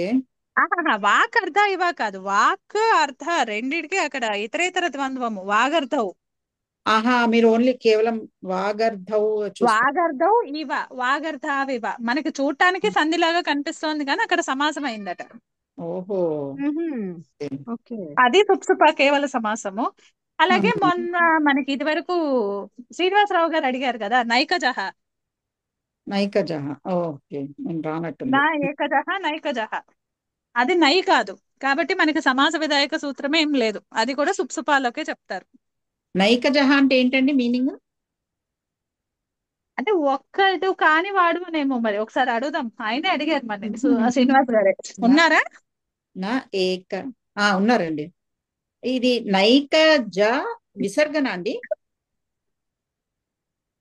అంటే నేను ప్రథమాలో చెప్తున్నాను అంతే, పుల్లింగంలో ప్రథమాలో చెప్పాను. ఏకజహ, నా ఏకజహ నైకజహ. ఏకజహ అంటే ఈ జహ అనేది ఎలా అర్థం చేసుకోవాలి? అంటే పుట్టినవాడని అర్థం చేసుకోవాలి. భూమిజ అంటే సీత. ఇది జని ప్రాదుర్భావే ధాతువు నుంచి డ ప్రత్యయం అండి. ఉపపద సమాసము. ఓకే, జనేర్ డహనా. ఓకే ఓకే ఓకే, జనేర్ డహనే. కాకపోతే ఇక్కడ ఆ బహుళ ప్రవృత్తితో సూత్రం ఉంటుంది కదా, దాంట్లో ఇది ద్విజహ అంటాం కదా మనం. విప్రుడు ద్విహి జాతః ద్విజహ, రెండు సార్లు పుట్టినవాడు అన్నట్టుగా రెండు సార్లు. అలాగే ఈ ఏకజహ కూడా. ఓకే ఓకే, నా ఏకజహ. దానికి నా ఏకజహ అనేకజహ. మామూలుగా మనం నై అని పెడితే మరి రూపం రాదు కదా, అప్పుడు అనేకజహ అవుతుంది. ఓకే, సో ఇది నై తత్పురుషులో రాదు. సో ఇది కూడా కేవల సమాసం, సుప్సుపానేనా? సుప్సుపానే అని అయితే నేను విన్నాను, నేను చదవలేదు, విన్నాను. నేను ఎప్పుడు కూడా కేవల సమాసానికి భూతపూర్వ ఒకటే తెలుసు నాకు, ఇవన్నీ కూడా ఉన్నాయన్నది ఇప్పుడు. Okay okay, నైకజ వాగర్థం. సుప్సుప అంటే సుబంతం సుబంతేన సహా అని అంతే. సుబంతంతో రెండు సమర్థం ఉన్నటువంటి సుబంతాలు, ఇంకా మనకేమీ రూల్స్ ఏం లేవు, డైరెక్ట్ గా సమాసం చేసేయడమే. వచ్చేది అదే కదా సహసుప అనేది, అదే కదా. దాని తర్వాతనే ఇవన్నీ వస్తాయి. ఏది ఆ, మన ఉపపదం అతింగ్ అవన్నీ అప్పుడే వస్తాయా? ఉమ్. సహసుపా తర్వాతనే కదా ఇది సూత్రం, పరసూత్రం ఇది. అదిగోండి మీకు ఈ వాగర్థావివ ఇక్కడ చెప్తారు. సహసుపాలో లఘు ఉమ్, సిద్ధాంత కౌముదిలో ఇస్తారు చూడండి. ఓహో, ఓకే. ఎందుకంటే నేను చదివినవైతే మాత్రం ఇక్కడ చదివాను అని చెప్పగలను, విన్నవి అయితే మాత్రం నేను వ్యాలిడేట్ చేయలేను, విన్నాను అంతే. యోగ విభాగస్య 2, 1, 4 అండి శారద గారు. సహసుప. సహసుప సూత్రంలో లఘు సిద్ధాంత కౌముదిలో లాస్ట్ లైన్. ఆహా, ఓకే. సమాసత్వాత్ ప్రాతిపదికత్వం. వాగర్ధౌ ఇవ వాగర్ధావివ ఇది కేవల సమాసః. ఉమ్. ఇవ ఈన సమాసః విభక్త్యలోపశ్చ. ఇది వార్తికం. వాగర్థౌ ఇవ వాగర్థావివ ఇది కేవల సమాసః. ఇది వార్తికమా ఇది? అంటే అక్కడ మరి విభక్తి పోవాలి కదా, సమాసం అయితే.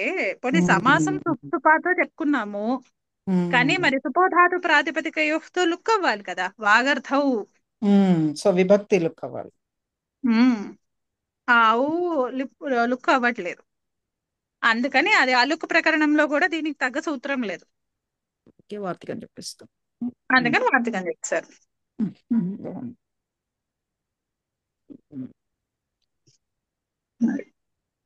ఓకే.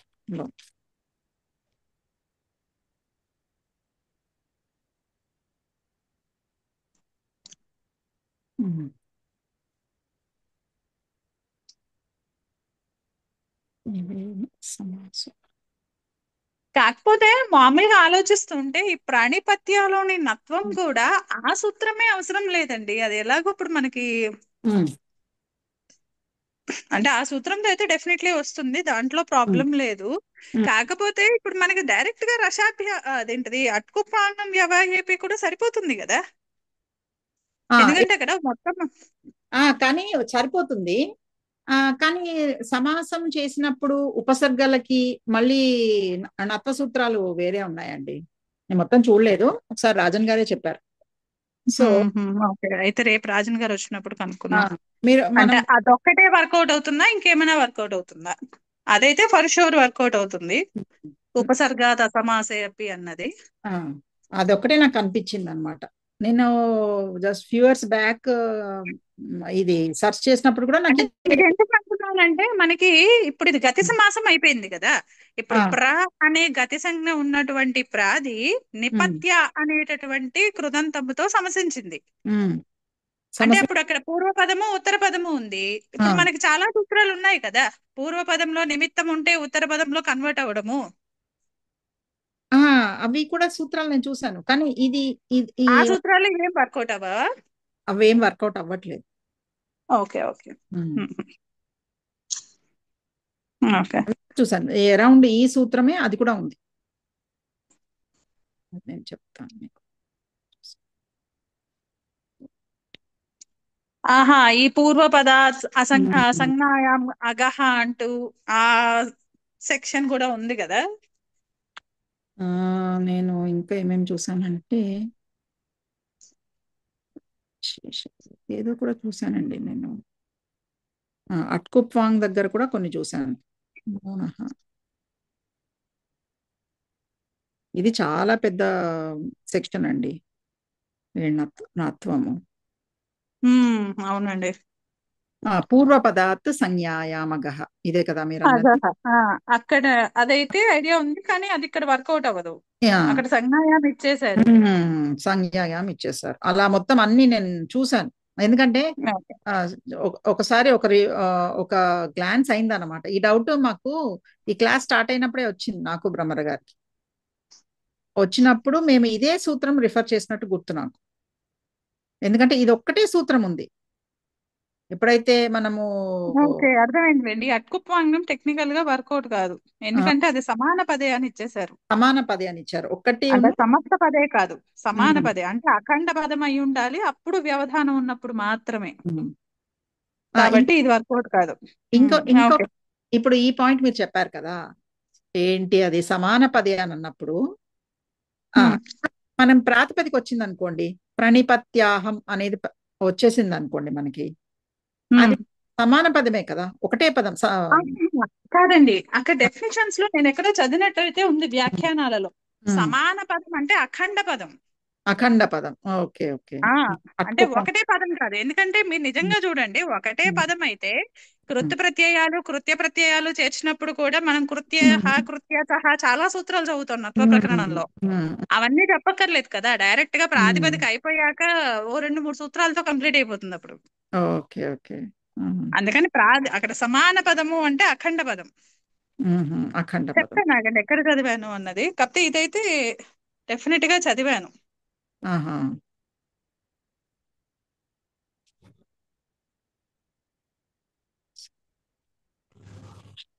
అదిగోండి సిద్ధాంత కౌముదిలో అంత క్లియర్ గా ఇవ్వలేదు, కానీ అక్కడ చెప్పారు ఏకపదస్థాభ్యాం.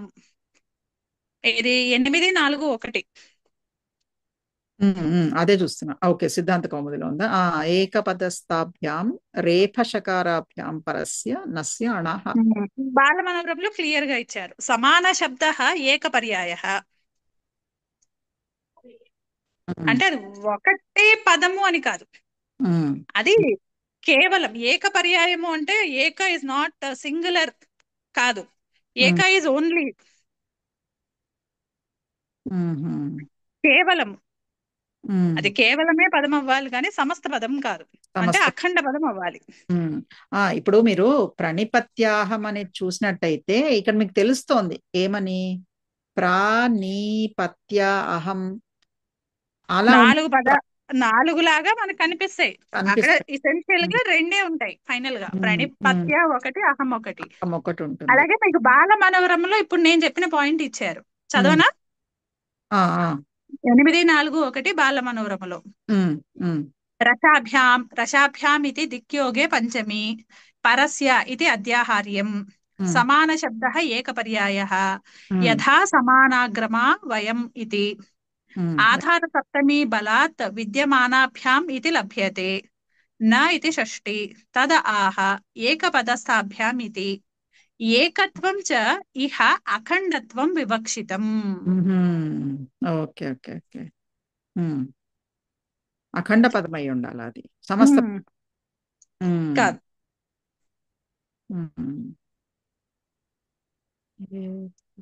అవును, ఎందుకంటే ఇది నత్వ ప్రకరణం చదివినప్పుడు మాత్రం ఫస్ట్ డౌట్ ఇదే వస్తుంది. అన్ని 40 సూత్రాలు, 32 సూత్రాలు విధి సూత్రాలు, 8 నిషేధ సూత్రాలు చెప్పారు కదా, దాని బదులు మొత్తం అన్ని కలిపి ప్రాతిపదికకు చెప్పేసి ఉండుంటే గోల వదిలిపోయేదేమో అని. అదే ఆ డౌటే వచ్చింది అనమాట నాకు భ్రమర గారికి. మరి ఇదంతా ఒక పదం అయిపోతుంది కదా, ఇప్పుడు పదం అయిపోయినప్పుడు ఇది సమాన పదేలో వచ్చేస్తుంది కదా, అప్పుడు డైరెక్ట్ గా అట్కుప్పం చెప్పుకోవచ్చు, రష్టాభ్యాం అట్కుప్పం అలా చెప్పేసుకోవచ్చు కదా అని అదొక డౌట్ ఉంటే అప్పుడు ఆంజనేయులు గురు గారు చెప్పారనమాట, సమాసాల్లో ఇది వస్తుంది, ఈ సూత్రం ఒకటి ఉంటుంది అని ఇది చెప్పారు. అండ్ నేను అటు ఇటు సూత్రాలు చూస్తే కూడా నాకు వేరే సూత్రం ఏది దొరకలేదు అసలు. సో ఇప్పుడు మళ్ళీ ఒకసారి రీసెర్చ్ చేస్తే కూడా మళ్ళీ నేను ఈ సూత్రానికే వచ్చా.